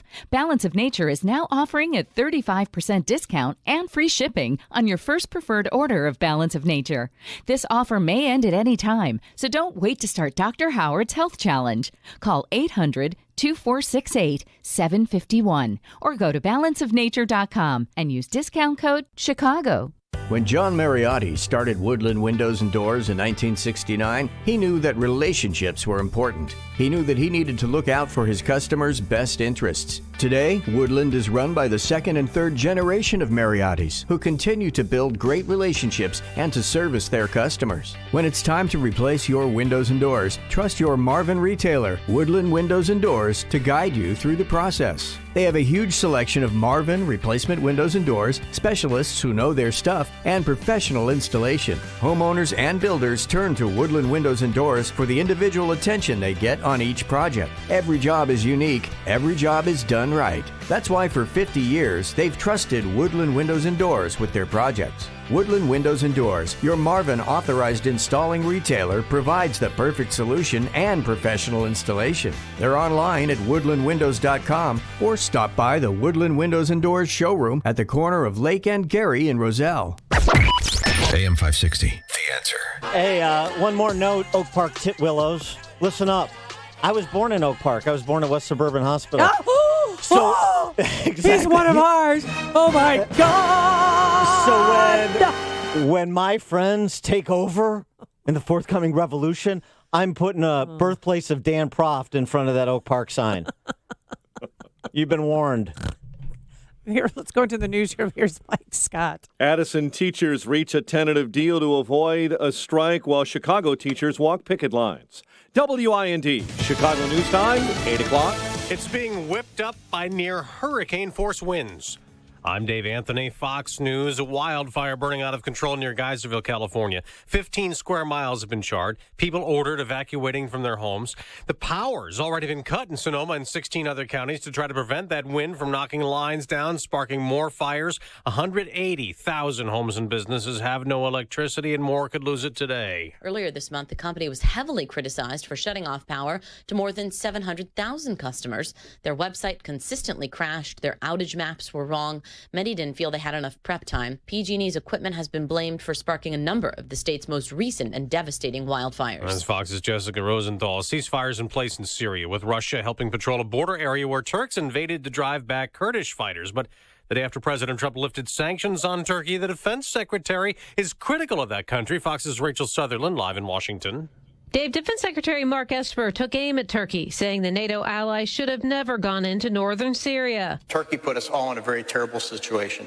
I mean, I think the incursion was unwarranted. Speaking in Brussels, Esper said Turkey is moving in the wrong direction and that the nation is spinning closer to Russia's orbit than to the Western orbit. He also said the invasion jeopardized gains in the fight against ISIS over recent years.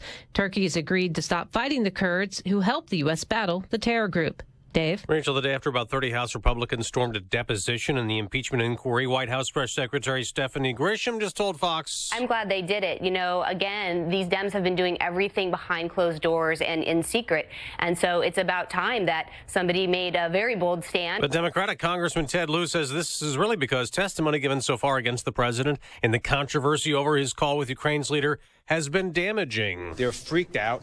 They're trying to stop this investigation. America's listening to Fox News.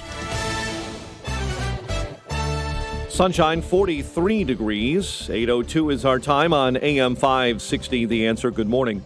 I'm Mike Scott. Teachers in Addison will not go on strike.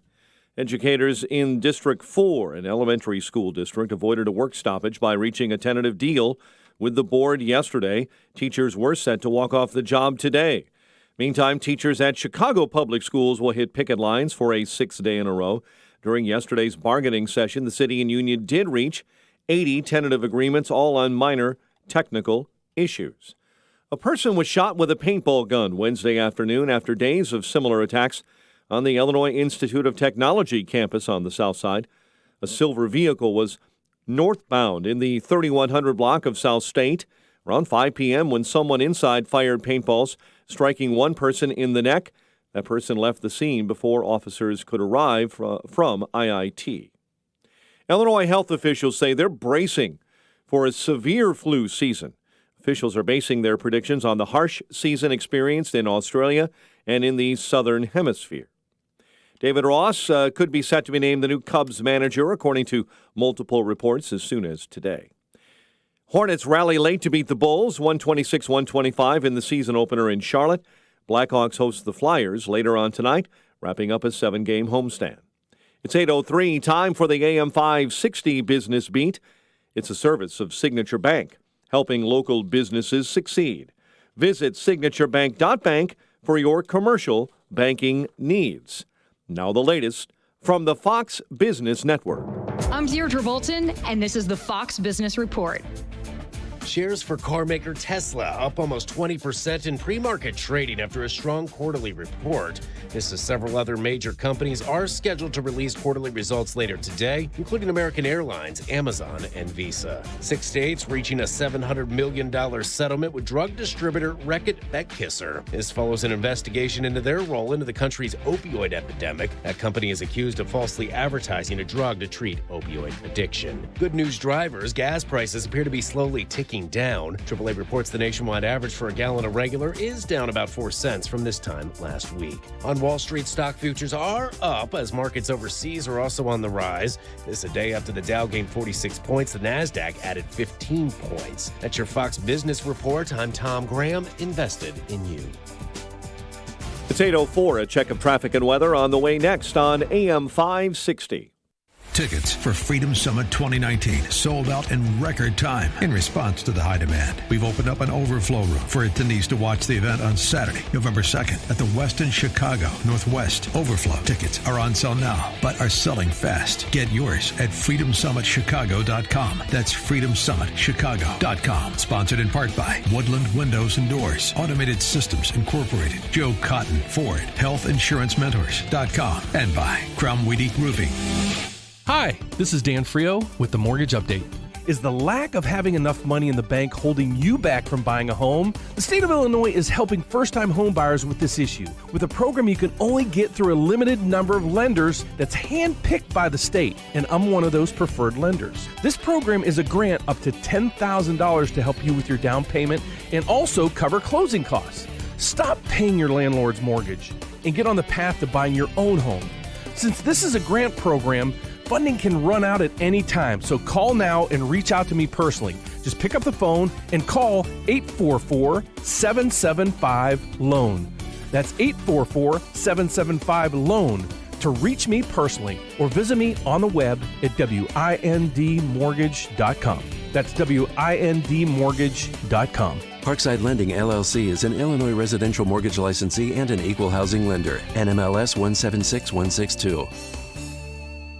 Wi-Fi is spelled W-I-F-I. Unfortunately for many people, it also spells TMI, as in too much information. Because Wi-Fi, whether public or right in your own home, even if it's password protected, isn't always private. Cybercriminals can use Wi-Fi to steal information you send and receive while online, whether that's credit card numbers, account login info, or your social security number. To help put a stop to TMI on Wi-Fi, you need Norton Secure VPN. That's Norton Secure Virtual Private Network. Simply install, log in once, and it uses bank-grade encryption for your personal information. Norton Secure VPN immediately helps keep your online activity on mobile devices and laptops private every time you're connected. Norton Secure VPN starts at $333 a month with an annual subscription. Go to norton.com/VPN. Don't let Wi-Fi, public or in your own home, mean TMI. Get Norton Secure VPN ASAP. After all, it's from Norton, the leader in consumer cybersecurity. Go to norton.com/VPN. Protection starts at less than $4 a month. Terms apply.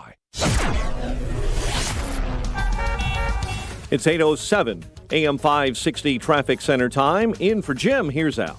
Here's a look at traffic. On the inbound Edens, just 21 from Lake Cook to the Kennedy Junction, 32 back out. Kennedy inbound, that's 54. O'Hare to downtown. The outbound trip will cost you 41 minutes. Eisenhower inbound, very heavy from 390 Tollway to Addison, where a crash has the left lane blocked. Eisenhower in, we're looking at 85 minutes from 390 to the old post office. Back out to 390 a full hour. 55 northbound slows up Lorenzo to before Blodgett because of the ongoing road work. Stevenson inbound, that's an hour 4 from 355 to Lakeshore Drive. And 40 on the return trip. Dan Ryan Express lanes inbound heavy from 43rd. That's traffic. I'm Al Verdi on AM 560, The Answer. Chicago's Morning Answer continues next. Your official Chicagoland weather forecast from the 1 Hour Heating and Air Conditioning Weather Center and our meteorologist, Steve Williams. Variable cloudiness. It'll be cool today, high 51. Clouds and chilly for tonight. Some frozen spots, low 36. Cool tomorrow, some clouds, then sun, high 52. Some occasional rain on Saturday, the high 55. I'm Steve Williams on AM 560, The Answer. 43 at O'Hare, 45 Lakefront. Next news, 8:30. Breaking news as it happens. Chicago's Morning Answer with Dan and Amy continues next on AM 560, The Answer. This hourly segment is brought to you by Papa Nicholas Coffee. Papa Nicholas, best beans, best roast, best coffee. This is Chicago's Morning Answer with Dan Proft and Amy Jacobson on AM 560, The Answer.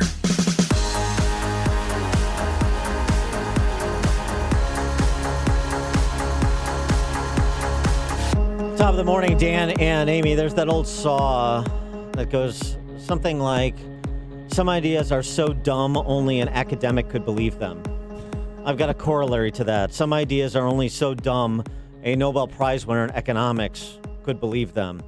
Roger Myerson, University of Chicago economist, opining on tax policy for WGN News. Now, Myerson, and by the way, let's remember, Paul Krugman has a Nobel Prize in economics, too. It doesn't make every pronouncement, even on economics, correct. Myerson's Nobel is in the area of mechanism design theory, not in the area of public tax policy. But this is sort of basic. The essential argument that Myerson makes is that graduating the state income tax in Illinois to go up from 5% for most people, where it's at now, 4.95, to 7.75 to higher incomers, that will not make make it more likely that Illinois residents will move.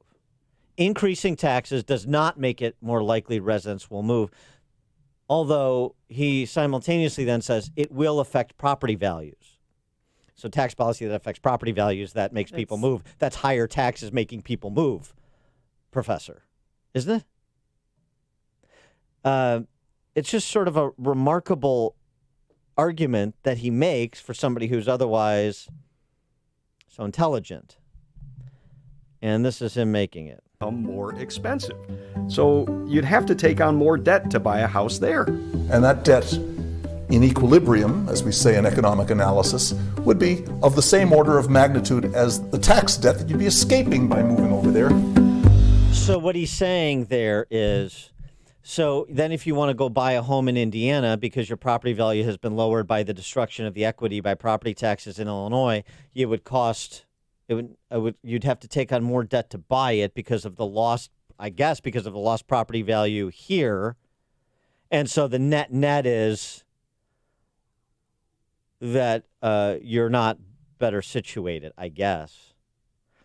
Although, that supposes a lot of things. Like, for example, if I went to buy a home in Indiana for the same price that I could get my home sold in Illinois, no matter how much of a hammering I took, at least I have the prospect for a return on my investment in Indiana. Do you understand the concept of ROI, Professor?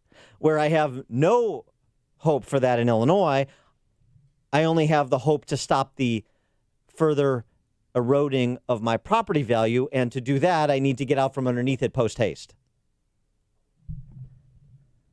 And you're making the case that in the real Illinois and the Illinois in this fable, it doesn't really make sense to leave over tax. Doesn't make sense to leave over taxes. Well, half the population disagrees with you, Professor.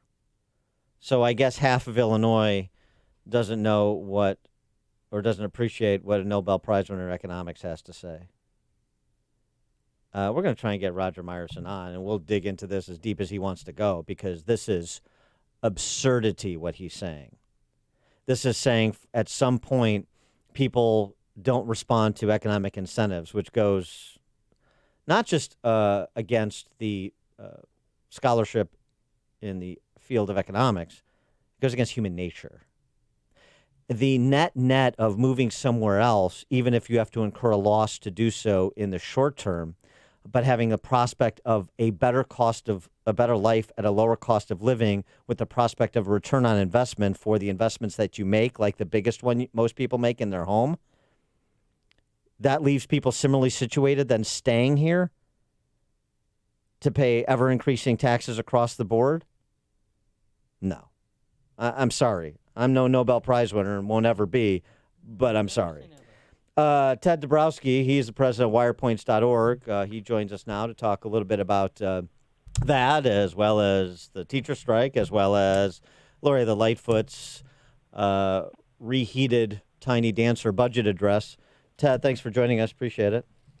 Thank you guys for having me. Well, let's just start with a comment on Myerson. You've got a finance background. High taxes don't make residents more likely to leave Illinois, or at least shouldn't. Well, I've got two comments on that.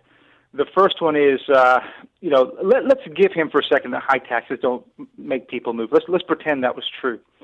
The situation in Illinois is a little different. It's not just high taxes. It's high taxes on top of corruption, high taxes on huge amounts of debt, high taxes on the fact that people are leaving like crazy, so it's leaving a bigger burden on everybody else. It's a place that's, so many governments are corrupt. So that's the big driver. Everybody's leaving because it's a mess.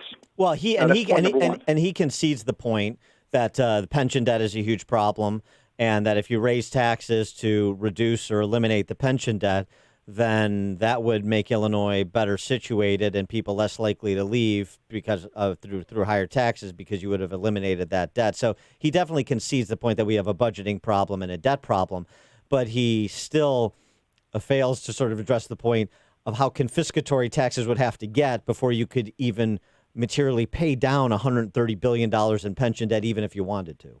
Well, and that's the point, is that here, all those taxes, they're not, higher taxes are not going for new schools or better roads or investments. It's going to pay old debt. And so you get nothing for that. And you can easily move to another state, pay taxes, and get something for it. So I guess you're really a fool if you stick around and pay taxes for stuff that you'll never get a benefit for. But I think the second point, and I guess somebody has to ask Meyerson, why aren't people from Indiana and Kentucky and Wisconsin just driving their U-Haul vans right into a place like Harvey, where houses cost $2,000, right? If his argument were true, then people would be just clamoring to get into Harvey because they can buy a house for almost free. You can put it on your credit card. Yeah. Why isn't that happening? Right. Well, and there's a real reason why. Are high, though. Even on that $2,000 house, they're going to be. There's a home in McCook for sale for $150,000. The property tax is $8,900. Right, which means that home is worth zero. Right. Basically. Yeah, which means that nobody wants to live there because, the places are it's not a good place to live, and so it has much more to do with the whole package of suites. So what are you getting for when you pay taxes? And in places like Harvey, you're not getting anything. So. And what are we getting when we pay taxes in Chicago? According to Lori Lightfoot, with a few more additions, bars and restaurants, ride-sharing services, getting Springfield to authorize the graduation of property taxes in Chicago, getting them to lower the tax burden on casinos so we can get one cited in Chicago. With those minor tweaks, we eliminated an $838 billion budget deficit, and everything is hunky-dory. Yeah, I think people want to give her credit. What's interesting about Mayor Lightfoot is that I think people want to like her. They want to give her a chance, and so she's come out with this budget. She's been a bit more transparent than we've had in the past, and so they want to give her some kudos for it. But in the end, the budget doesn't address the real problems that Chicago has. It just papers over everything, and I think we continue our trajectory of a downward spiral. And until she decides to really be the reformer that she claims she is, I think this budget does nothing to stop Chicago's decline. I think it just hastens it. Ted, she said yesterday the budget took ingenuity and hard choices. But what are the chances? I mean, she said this property tax, that's not going to be raised. But lawmakers, do you think they're really going to pass this higher real estate transfer tax on high-end homes? Sure. That's where we get into the politics and whether Springfield likes her or not, whether they want to help her or not. And there's certainly part of the crowd does not want to help her. But regardless, it's just one tax or another. Chicago's going to pay for it one way or the other. They're trying to make it. She wants it to be super progressive so that only the quote rich are hit. But it's the rich that pay the majority of the taxes in Chicago, and 50% of Chicagoans make $50,000 or less. So they don't have a whole lot of the money. They don't pay a whole lot of the taxes. If you go after the rich and lose them, Chicago is going to be in a deeper mess. So she's got to really be careful with that tax base of hers. Although, I mean, the disposition of Springfield is the same as the mayor's disposition. This, soak the rich, and that's going to solve all our problems. Thus, the graduated state income tax that Meyerson was talking about, and the other proposals from the Progressive Caucus within the city council, talk about a redundancy, that supports things like a city income tax, maybe a city income tax just on incomes over $100,000. Why don't we do that as well?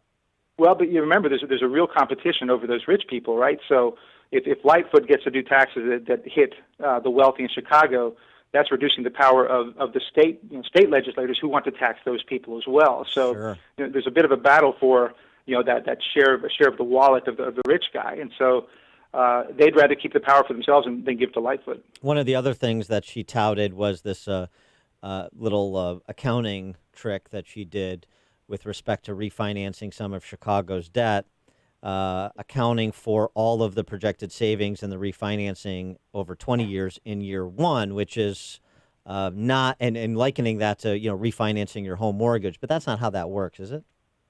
It doesn't work that way at all. If you refinance your mortgage, you're going to see your savings over 20 years or 30 years. In this case, and I think she should catch a lot more grief for this $200 million savings, because all she did was upfront 20 years worth of savings into this year to say the budget is balanced.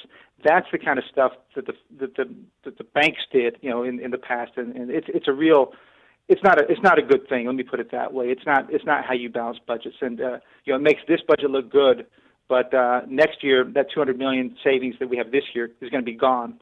And she's going to have to play the same game again with something else. Now, according to Truth in Accounting, the Chicago Public School System has almost $20 billion in bills, and it has less than $3 billion to pay for it. But the teachers union finds it incredulous that CPS doesn't have all the money that they want conferred to them. What would you suggest the discussion be with respect to this teacher strike? If you were advising, boy, who's the more reasonable person, Lightfoot or Sharkey? Tough call. If you were advising Lightfoot. Well, the problem is, I could try to advise Lightfoot, and I would have, if I'd talked to her before she did her offer, I'd give her a certain amount of advice. But she was the one that led the negotiations with what she calls herself, what she says is the most lucrative offer ever given to CTU. Yeah. So, this is what's amazing about Lightfoot, is that she had this chance to be a reformer. And instead, here's what she did. She went to Pritzker back in July, and said, the city is broke. We can't afford to pay these city pensions. Will you please take them over?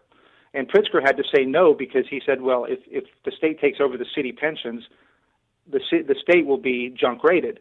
So Lightfoot's saying that we can't pay pensions. And now, a few months later, she's offering the most lucrative contract ever to the CTU. How does that square up? So it's really hard to advise her now, because she's already given part of the golden goose away. I know, it's mystery money, 24% increase. It's insane. But Jesse Sharkey just came out a little bit ago and said that Lightfoot's not fulfilled her promise to tax the rich so that resources can be distributed to those who need them most. She's trying, I would say. She's trying, you think? Graduate the property tax in Springfield. She'll support the graduated state income tax, too. I'm sure she's already voiced support for it. So, she's generally on board, isn't she? Oh, she's totally on board. It's just a question of who's in control. She has, look, if you look at her contract and what she offered the CTU, she's in agreement with the general principles of the CTU. The problem is the CTU wants much, much more, and they're trying to shove everything down her throat. And that's what makes things difficult for them, because they're typically on the same side, right? They run on the same agenda.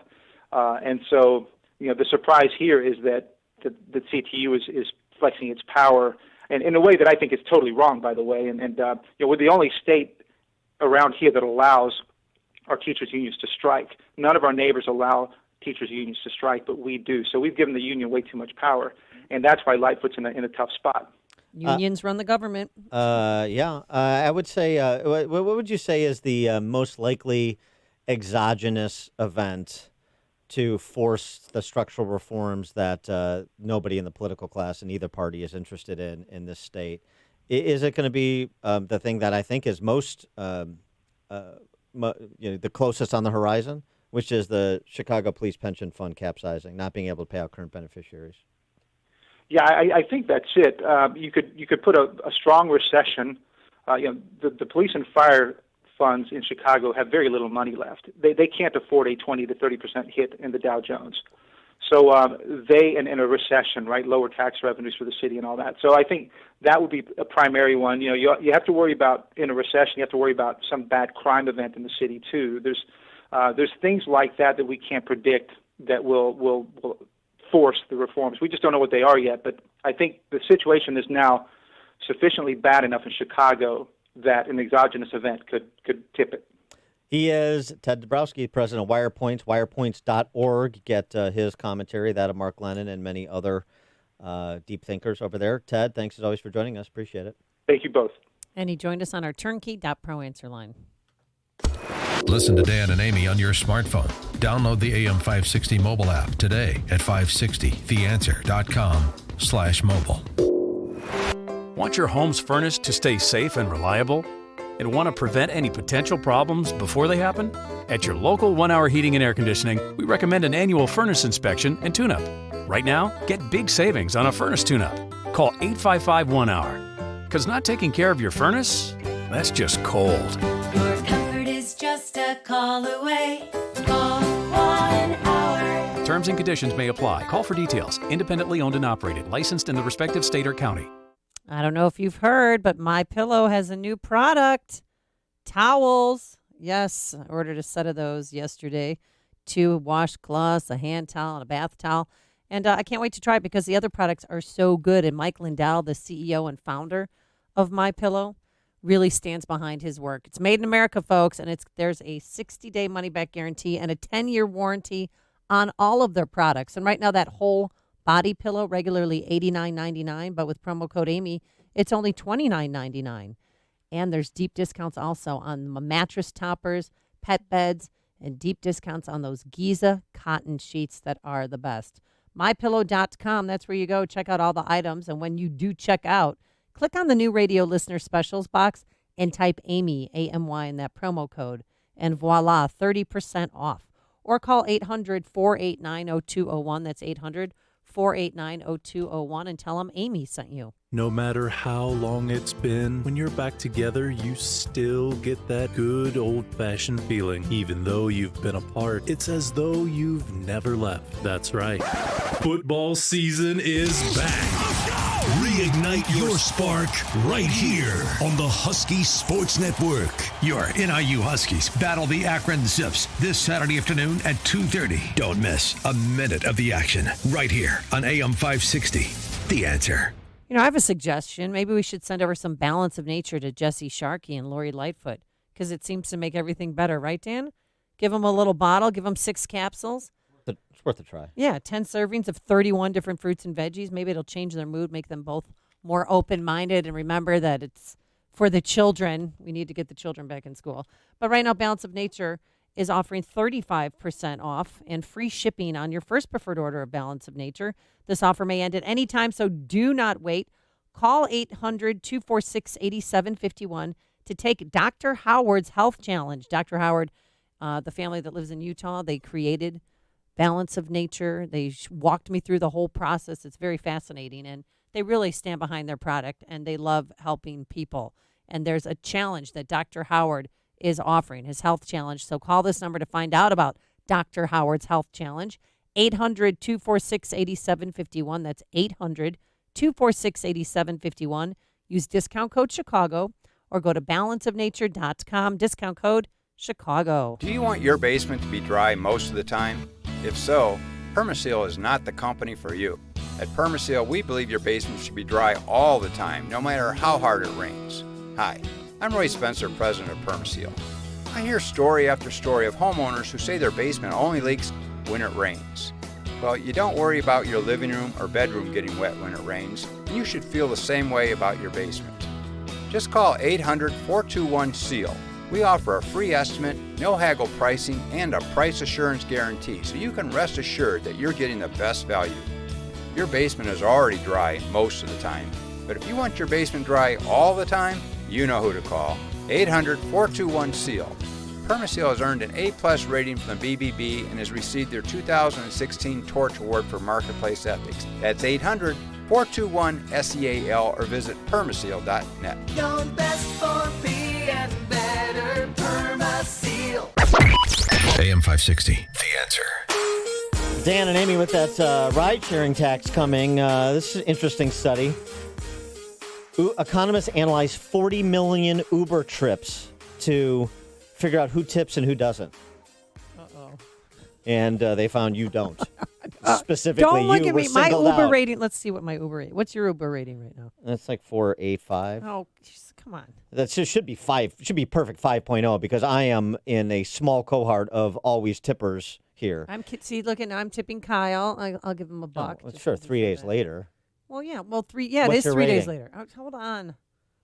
I don't even know how to work it Oh. yet. What is it? Oh. What is it? 4.5. That's a lot better than I thought it would be, actually. I've been doing so well. Nearly because I Uber my children, and they're probably not. Oh, sure. Blame the Good kids. citizens. Use the kids as a shield. You're like a Chicago Teachers Union flag. Nearly 60% of Uber drivers never tip. 60%. What? 1% always tip. That's this guy. You're welcome. I tip. Gratitude. You just saw me tip. And those who tip leave an average of $3, according to this That's analysis. way too much. Oh. $1 is fine. Oh, okay. Nickels. Unless it's a long haul. If you're going to O'Hare, you can give them $5 or $10. We found out all kinds of things. They help you with their luggage. Yes, go on. Men tip more often on Uber than women. Women tip 14% of the time, men 17%. That's because men make more money. Yeah, exactly. Men tip, this is fun. This is great. Yeah. Men tip 12% more if their driver is a woman. Oh. But What? that's only because they tip young female drivers. The premium men pay to women behind the wheel shrinks as the women get older. By the time the drivers are age 65, it's vanished. Oh. Men are scum. That's so disheartening. Another reason to die early. Riders leave higher tips if their driver's on time. Yes, If you well, see a that's driver again, you'll tip 27% more the second time. Oh. Riders rated as a perfect 5 stars tip twice as often as those with 4.75 stars. Yeah, they're buying their stardom. Wonder what Mr. Pink would say about this study. Come on, throw in a buck. I don't tip. You don't tip? No, I don't believe in it. You don't believe in tipping? You know what these chicks make? They make Don't give me that. She don't make enough money. She can quit. Must be an I older don't even know driver. a fucking Jew would have the balls to say that. Now, let me just get this straight. You don't ever tip, huh? I don't tip because society says I have to. All right, I mean, I'll tip if somebody really deserves a tip. If they really put forth the effort, I'll give them something extra. But, I mean, it's tipping automatically. It's for the birds. Well, why not? They're serving you food. But no, society says, don't tip these guys over here, but tip these guys over here. That's bullshit. He's got a point. Why don't we get tipped? Why don't we get tipped? Why don't our listeners send tips? We got Venmo accounts. You could tip us, Oh, yeah. right? Why does society say radio talk show hosts shouldn't get tipped, but Uber drivers and some waitresses and waitstaff should, and other waitresses and waitstaff shouldn't? I like that idea. Mr. Pink has a point. Sorry for his anti-Semitism, but that's a Quentin Tarantino movie. What are you going to do? Coming up on Chicago's Morning Answer. By the way, rest in peace, Chris Penn, taken Oh. too early. Yeah, too bad. Oh, he died? This just in, Chris Penn passed away 10 years ago. We're going to talk impeachment, and guess what? Hillary Clinton hasn't ruled out 2020 yet. Hooray! Yes. Michael Goodwin from the New York Post joins us at 8:38. But now we head straight into the newsroom. Here's Mike Scott. Sorry, that was bad radio form. Shouldn't have beat the desk. 8:32, 43 degrees, and we like the sunshine. 39 have been found in a container truck near an English port. And according to the investigation ongoing in England, all 39 found dead were Chinese citizens. British police confirming this morning as they press to investigate one of the country's deadliest cases of smuggling. Chaos on Capitol Hill yesterday as House Republicans getting increasingly frustrated about the closed-door impeachment inquiry led by Democrats, including Representative Steve Scalise of Louisiana. Voting members of Congress are being denied access from being able to see what's happening behind these closed doors where they're trying to impeach the President of the United States with a one-sided set of rules. President Trump says Turkey has agreed to make the ceasefire on the Turkish-Syrian border permanent, where NBC's Richard Engel is this morning. People thought it just added insult to injury. The Kurds are shouting to anyone who will listen that they need help. They are watching American troops leave who've been protecting them, and they're watching the Russians move in. The president defending his recent decision to withdraw troops from northern Syria, a move that prompted fierce bipartisan criticism in Congress. The late Maryland Republican Elijah Cummings will be remembered by congressional leaders and colleagues as he lies in state at the Capitol today. Durable goods orders are down more than analysts expected. Orders for products built to last 3 years or longer fell 1.1% in September. A man is dead after being confronted by the owner of a home he broke into on Chicago's west side. That incident, according to Chicago police, remains under investigation. Teachers in Addison are not going on strike. They've reached a tentative contract agreement with the school board yesterday. However, teachers at Chicago public schools will walk picket lines for a 6th day in a row. The Bulls, 126-125 losers to the Hornets in the NBA lid lifter, while the Blackhawks host the Flyers later on tonight. The news service of Invisible Fence. Protect your pets from leaving your yard at a fraction of the cost of a privacy fence. Now until October 31st, save $315 on Boundary Plus technology, only from Invisible Fence brand. Go to invisiblefence.com today and save. invisiblefence.com. 8:34 and a check of traffic and weather on the way next on AM 560. Mike Gallagher sees another scam from the Democrats. I got an idea. Vote on impeachment. Get it underway. Vote.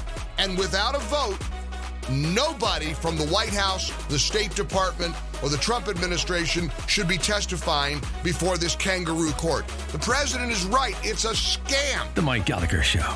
Weekdays at 9, right before Dennis Prager at 11 on AM 560. The Answer. I'm Gary Rabine of the Rabine Group and the podcast Ditch Digger CEO. One of my favorite things to do is golf at our exclusive Bull Valley Golf Club in Woodstock. Just 55 minutes northwest of O'Hare and 35 minutes south of Lake Geneva. 5 minutes from the Metro line. 250 acres of amazing terrain, oak and red pine forest, native prairie and marsh. It feels like you played 4 different courses in 18 holes. Golf Digest rated Bull Valley the 30th most challenging championship-style golf course in America. One of the best courses in Illinois, and the track the best golfers want to play. Good golfers, Bull Valley will make you great. Bad golfers like me, Bull Valley will make you better. A world-class staff and 2 amazing teaching pros, simulators, and a beautiful instructional range. I've got the greatest offer on the planet in private championship golf. If you live in or near Chicago, join our Chicago membership in the next 10 days and get 18 months for $2,500. You heard it, $2,500 to be a member until April 2021. Email Gary at bullvalleygolfclub.com and play championship golf tomorrow. That's Gary at bullvalleygolfclub.com. So there's this guy named Jordan, and he's a healthy guy. He's a dad of 6, and he works as a guide in Alaska. But then he goes to the doctor, and he's diagnosed with cancer, stage 4. And here's the thing. He had switched from medical insurance to MediShare, which is a Christian healthcare sharing ministry. So the question for Jordan and his wife, Jenny, was, is this really going to work? Our medical bills exceeded $160,000. MediShare members shared all our bills. And it was about more than just the money, too. This is a real community. MediShare is a family, a group of people that stick with you through the hardest times of your life. I just don't know how I could have done it without MediShare. It's so worth looking into. There's a reason this is growing so fast. If you want to find out more, here's a number for you. 844-41-BIBLE. That's 844-41-BIBLE. 844-41-BIBLE. A lost dog, not a lost cause. Read Catching Murphy, the latest book from the Associated Press, available now exclusively at Amazon.com. 8:37 AM 560 Traffic Center time. In for Jim, here's Al. Here's a look at traffic on the Edens inbound, just 20 from Lake Hook to the Kennedy Junction, 34 back out. It's jammed from Montrose to Toohey outbound. The Kennedy inbound, 53 O'Hare to downtown, back out to the airport, a 43-minute ride. Eisenhower inbound, still very heavy from the Route 390 tollway to Addison, but an earlier accident is cleared. It's an hour 15 in from 390 to the post office. The outbound trip is 57 minutes. Stevenson in an hour 17 to Lakeshore Drive and 40 back out to 355. Dan Ryan in is heavy, 49 from 95th to the Burn interchange, but no delays to get back down to 95th. That's traffic. I'm Al Verdi on AM 560, The Answer. Chicago's Morning Answer continues next. Your official Chicagoland weather forecast from the 1 Hour Heating and Air Conditioning Weather Center. A cool day ahead with variable clouds, high of 51, and our first hard freeze of the fall could come overnight. Freezing temps in the north and northwest suburbs, an O'Hare low of 36 overnight. 43 at O'Hare right now. Next news coming up at 9. Chicago's Morning Answer with Dan and Amy continues next on AM 560, The Answer. This hourly segment is brought to you by AM Woodland Outdoor Design, luxury outdoor living. amwoodland.com. This is Chicago's Morning Answer. How would I look walking a dog on the White House lawn? But I was trying to think who had a cat. Socks. The Clintons had Socks the cat. On AM 560. Well, to be fair, the Clintons also did have a bitch in the White House. Hey-o. The Answer. This is great. You know, we were just talking about who tips on Uber per this study of 40 million Uber trips. And I said, you know, per Mr. Pink, the great Steve Buscemi in Reservoir Dogs, society says some people deserve tips and other people don't deserve tips. Why has society deemed that radio talk show hosts don't get tips? I have a Venmo account. You probably have a Venmo account, or you should. I don't have one. I have PayPal, if anyone wants to pay me on sure. PayPal. And you already got action. I got a 50-cent tip. From who? 50 cents? That's 2 quarters. Hand them over. Give me a quarter. I'll tell you. We'll split it. Are we going halfsies? It's generous. Michael O'Hearn. Michael O'Hearn. Hi, Michael O'Hearn. I have a PayPal account. Yeah. Do I have to give him my email? 50 cents. Is that violating our corporate payola policy? I'm going to have to return that 50 cents. Mike Scott, who's our ethicist, resident ethicist, is saying I got to return the 50 cents. But thanks for the thought. Anyway, I'll donate it to a good cause. Amy's PayPal account. All right. Philip Raines, which I believe is Mitt Romney's new Twitter handle. But Philippe Raines, he's a longtime Clinton advisor. He was on Tucker yesterday, and he had this to say about Hillary 2020. You know, she ran for president because she thought she would be the best president. If she still thought that now, if she thought she had the best odds of beating Donald Trump, I think she would think about it long and hard. I know. So she's not, she hasn't foreclosed the possibility. I guess she has not. That's what I'm saying, Sue. It's funny because I know the left keeps saying, oh, it's ridiculous to suggest that Hillary Clinton would run again. There's no way she'll run again. There's no way she's delusional enough to run again. That's not what her longtime aide is saying. She sounds like somebody who's trying to make it make sense to run in this vacuum that's been created by the uncomfortableness with Elizabeth Warren from the corporate Dem set and Joe Biden slouching towards oblivion. And then what do you got? The mayor of South Bend? For more on this topic, we're pleased to be joined by Michael Goodwin. He's New York Post columnist, Fox News contributor. Michael, thanks for joining us. Appreciate it. My pleasure, guys. Thank you. What about the prospects of 2020 or 2016 rematch in 2020? That'd be fun. You know, I have to confess that I believed that for a long time, and I wrote it several times. But earlier this year, probably in this late spring, John Podesta, Hillary Clinton's campaign leader and campaign chief the last time around, said that she was not running. And she told him that, and I thought that was pretty definitive because of the lateness, the fact that there was a big field, and there was no clamoring for her. You didn't get this sense that 50 million people were out there saying, "Oh, give us Hillary again." The party had moved on. Here we are now, however. And I believe that there is this sense among her supporters that she could fill this gap that is clearly in the Democratic Party right now. I mean, there's a new poll out today, I believe, showing Warren really clearly now the front runner, Biden slipping a bit. But this is the trend, and I don't see any reason why it would stop. So you are really left with a two-person race, Biden and Warren, and it looks as though Warren is going to be the nominee, which, of course, is causing a lot of discontent among many Democrats, who like Biden, but who just simply fear that Warren is too radical, particularly on the Medicare for All, too radical to win a general election. Now, is Hillary Clinton the answer to that yearnings? I don't believe so. I still don't hear anything about Hillary Clinton, this clamoring that she would somehow be different. I mean, I think Warren would fight her tooth and nail. I think that others in the who are running would resent it. I think Hillary Clinton is history, and at this stage of the game, I would be very shocked if there was enough clamoring for her to get in that she actually got in. I think if she gets in, it's only going to be out of pure ego and pure delusion. I do not think she'll be welcomed by voters. Well, what about, but she's doing this book tour at the same time when people are campaigning. It's her way of being on the campaign trail, don't you think? Yes, I think she has set up a situation which she did during the primary, during the midterms. She created the slush fund for herself to dole out, pennies to others, so she could sort of be the queen bee of the resistance. But it hasn't really worked. There hasn't been this clamoring, and I think that's why she decided not to run. So she sees this opening now, and is it for her?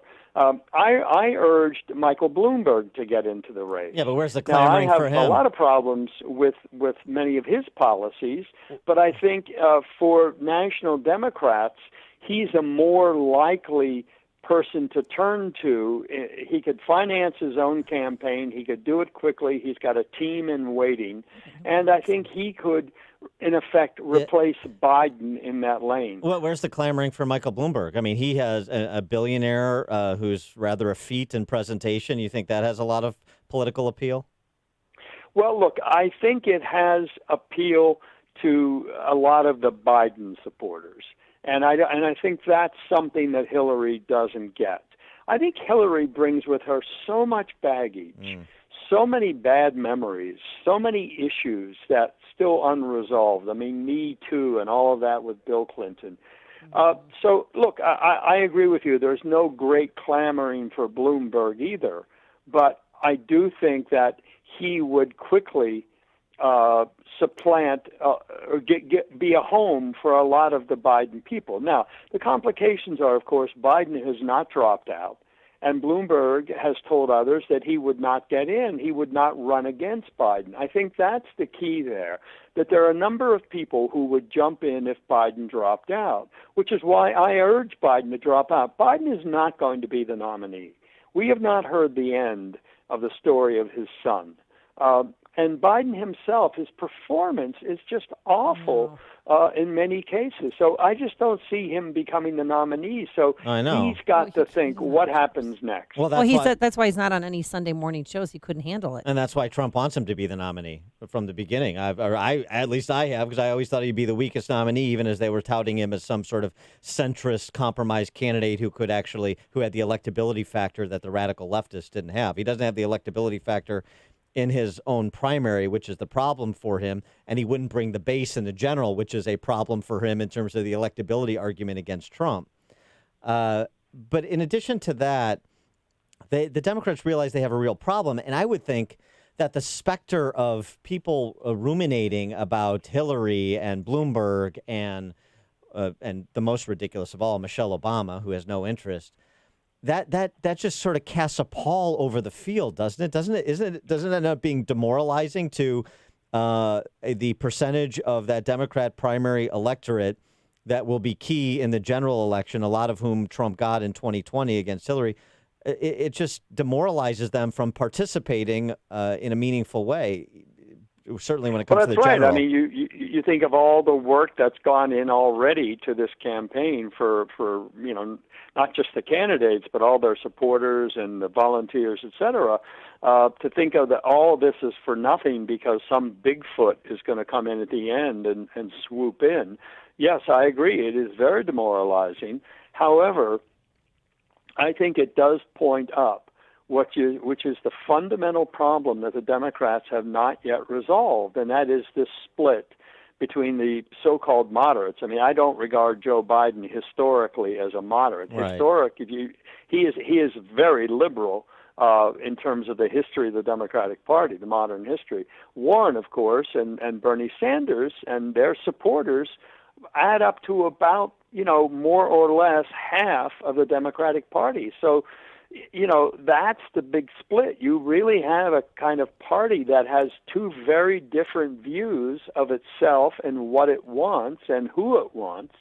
And I don't see this getting resolved in an easy way. And similarly to the last time that Bernie and Hillary never reconciled, many of Bernie's supporters were furious at the end. They were correct that the DNC had rigged everything in Hillary's favor. So I think that there's a lot of bad blood in the party that the media tries to gloss over. I mean, the mainstream media in its hatred for Trump is kind of, there's nothing to see here. This is all minor stuff. I don't think this is minor. I mean, these are philosophical and personal differences, and I don't see how they get resolved with Elizabeth Warren. I don't think she can fix it. I don't think Biden can fix it. That's why I think there is room for somebody else, but I don't believe it's Hillary Clinton. All right. Well, what about Mayor Pete? Because that, if Warren and Bernie Sanders are too liberal and Joe Biden's, people are upset about the baggage, namely with his son's Ukraine dealings. Right. And does that leave a door open for him? I guess in theory it should, but I look at Mayor Pete and I just see a precocious child. I just cannot imagine that the mayor of South Bend, Indiana, who hasn't been a very good mayor, by the way, by all accounts, is going to be the charismatic person who comes out of nowhere and unites this party. I just don't see it. I mean, I think the things that he says at debates that get him some attention are largely in opposition to other Democrats. So I don't see him as a uniting force. I don't think he's much of a force at all. I mean, what has he broken? 20% in any poll anywhere? I don't think so. So I mean, it's awfully late to be coming from the back of the pack. If you have no national exposure, no national experience, I think that's a heavy lift. Well, and the other thing that's interesting, too, you have a couple of polling notes here in the last 24 hours. One is this RNC polling memo that talked about independent voters by about a 20-point spread being opposed to the impeachment drama that is unfolding before us. And number two, this Brookings Institute, Public Religion Research Institute poll that released Monday, actually, a couple days ago, that finds that about 29% of the electorate say their vote will depend on which candidate the Democrats select. And this is a slice of the electorate with only a quarter have college degrees, more than half earn less than $50,000, nearly half identify as working class or lower class. I mean, you're sort of talking about center cut for Trump. And right now, in terms of that segment of the election, of the electorate, the 29% say their vote will depend on which candidate the Democrats need.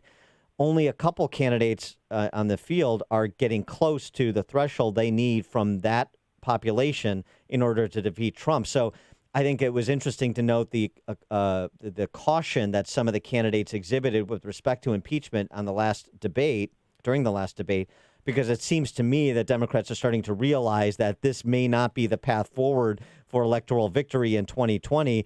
And they got a real structural problem with the electorate as currently constituted, no matter what Trump's disapproval number is. Well, and, frankly, that is why I wrote several weeks ago when Pelosi basically authorized this, that she was committing the whole party to it. Whether she intended to or not, that would be the implication. And all of the candidates, to my knowledge, none of them have said, no, we shouldn't impeach. They said we should impeach and we should defeat in the event that impeachment didn't work. But none of them, to my knowledge, have called on Adam Schiff to, put it in a can somewhere.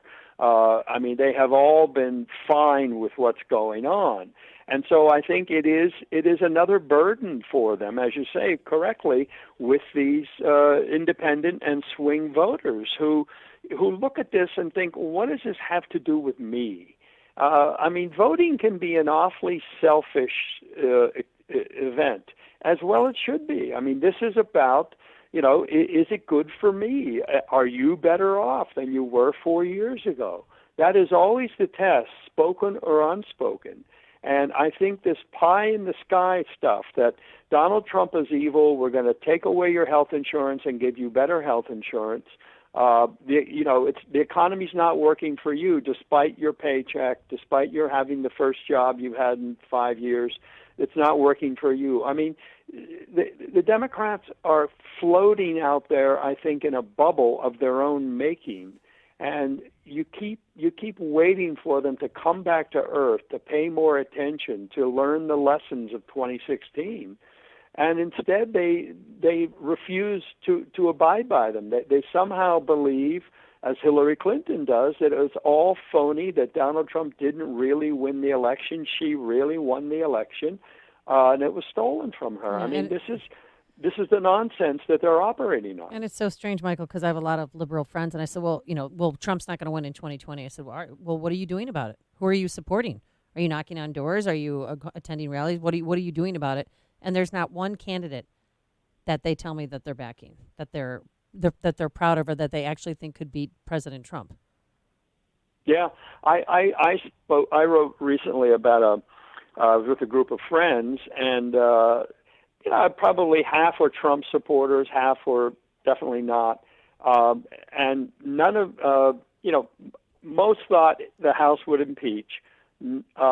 Only a few thought he might be convicted, but all of them thought he would be reelected. I mean, these are, to say half of them were not Trump supporters. And that, I think, is the general sense you're getting from that the Democrats have not settled onto a person or an idea and an appeal. So my goodness, imagine the platform of an Elizabeth Warren nominee. I mean, it would scare half the country. I'm going to take away your health insurance, but don't worry, it's going to be better, right? Yeah. I'm not going to tell you how much it's going to cost you, but don't worry, it won't be more. Well, I mean, this doesn't sell. And the psychology, too, that you're both speaking to. I mean, basically the handle is, if majority of people don't think you're going to win, then you're not going to win. Right. Michael, yes, there has to be a base that drives you. That is really, which is what Donald Trump had. And a lot of people were secret Trump voters, as it turns out. But there were people who were out there. The enthusiasm for him was something to behold. He is Michael Goodwin, New York Post columnist, Fox News contributor. Michael, thanks as always for joining us. Appreciate it. My pleasure. Thank you both. Thank you. And he joined us on our Turnkey.pro answer line. The stories you need to know to start your day. This is Chicago's Morning Answer on AM 560. The Answer. Individual rates, coverage offerings, and savings may vary. Subject to terms and conditions. If you run a small business, every penny counts. So saving up to 30% on your workers' comp insurance is a big deal. That's why you need a workers' comp rate check from Pi Insurance, now available for small business owners in your area. Workers' comp insurance rates can vary, and yours may have changed since you got your current policy. That's why Pi Insurance invites you to get a quick online quote right from your computer or smartphone. Simply go to piinsurance.com, and you'll know in just minutes if you're overpaying. Pi Insurance was built a better way, to make workers' comp a no-brainer, with an easy online experience and outstanding service. Pi's coverage is A-rated by AM Best and helps protect your business and your employees. Plus, it could save you up to 30%. Do yourself a favor. Find out if your small business is overpaying for workers' comp insurance. Check out your rate today and see how much you can save at piinsurance.com. That's pieinsurance.com. Watch today's show live right now on the Income Store live video stream at 560theanswer.com. Message and data rates may apply. Guys, got hair loss? I know what you're thinking. Should I shave my head, comb it over, wear a hat? Just stop. This isn't 1970. Keep your hair and your confidence because Bosley, America's #1 hair restoration expert, can give you your real, natural-looking hair back permanently. They're giving away an absolutely free information kit and a free gift card to everyone who texts MORE to 85850. Dude, you don't have to look like your dad because this isn't your dad's hair loss treatment. People all over the country trust Bosley because they use the latest technology to give you your real hair back. You wash it. You cut it. It's your own real, naturally growing hair. And the best part, Bosley's permanent solution is protected by the Bosley Guarantee. Let them show you for free how awesome your hair could look with an absolutely free information kit and a gift card for $250 off. Text MORE to 85850. That's MORE to 85850.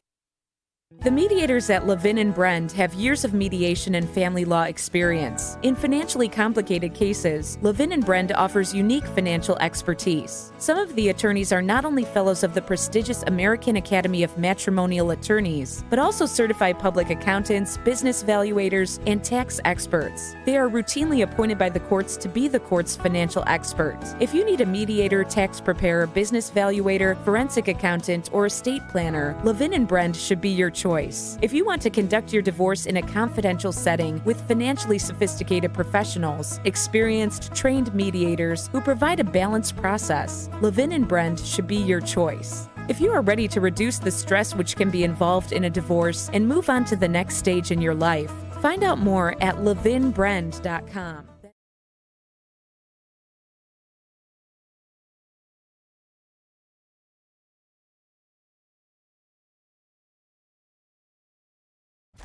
It's news, opinion.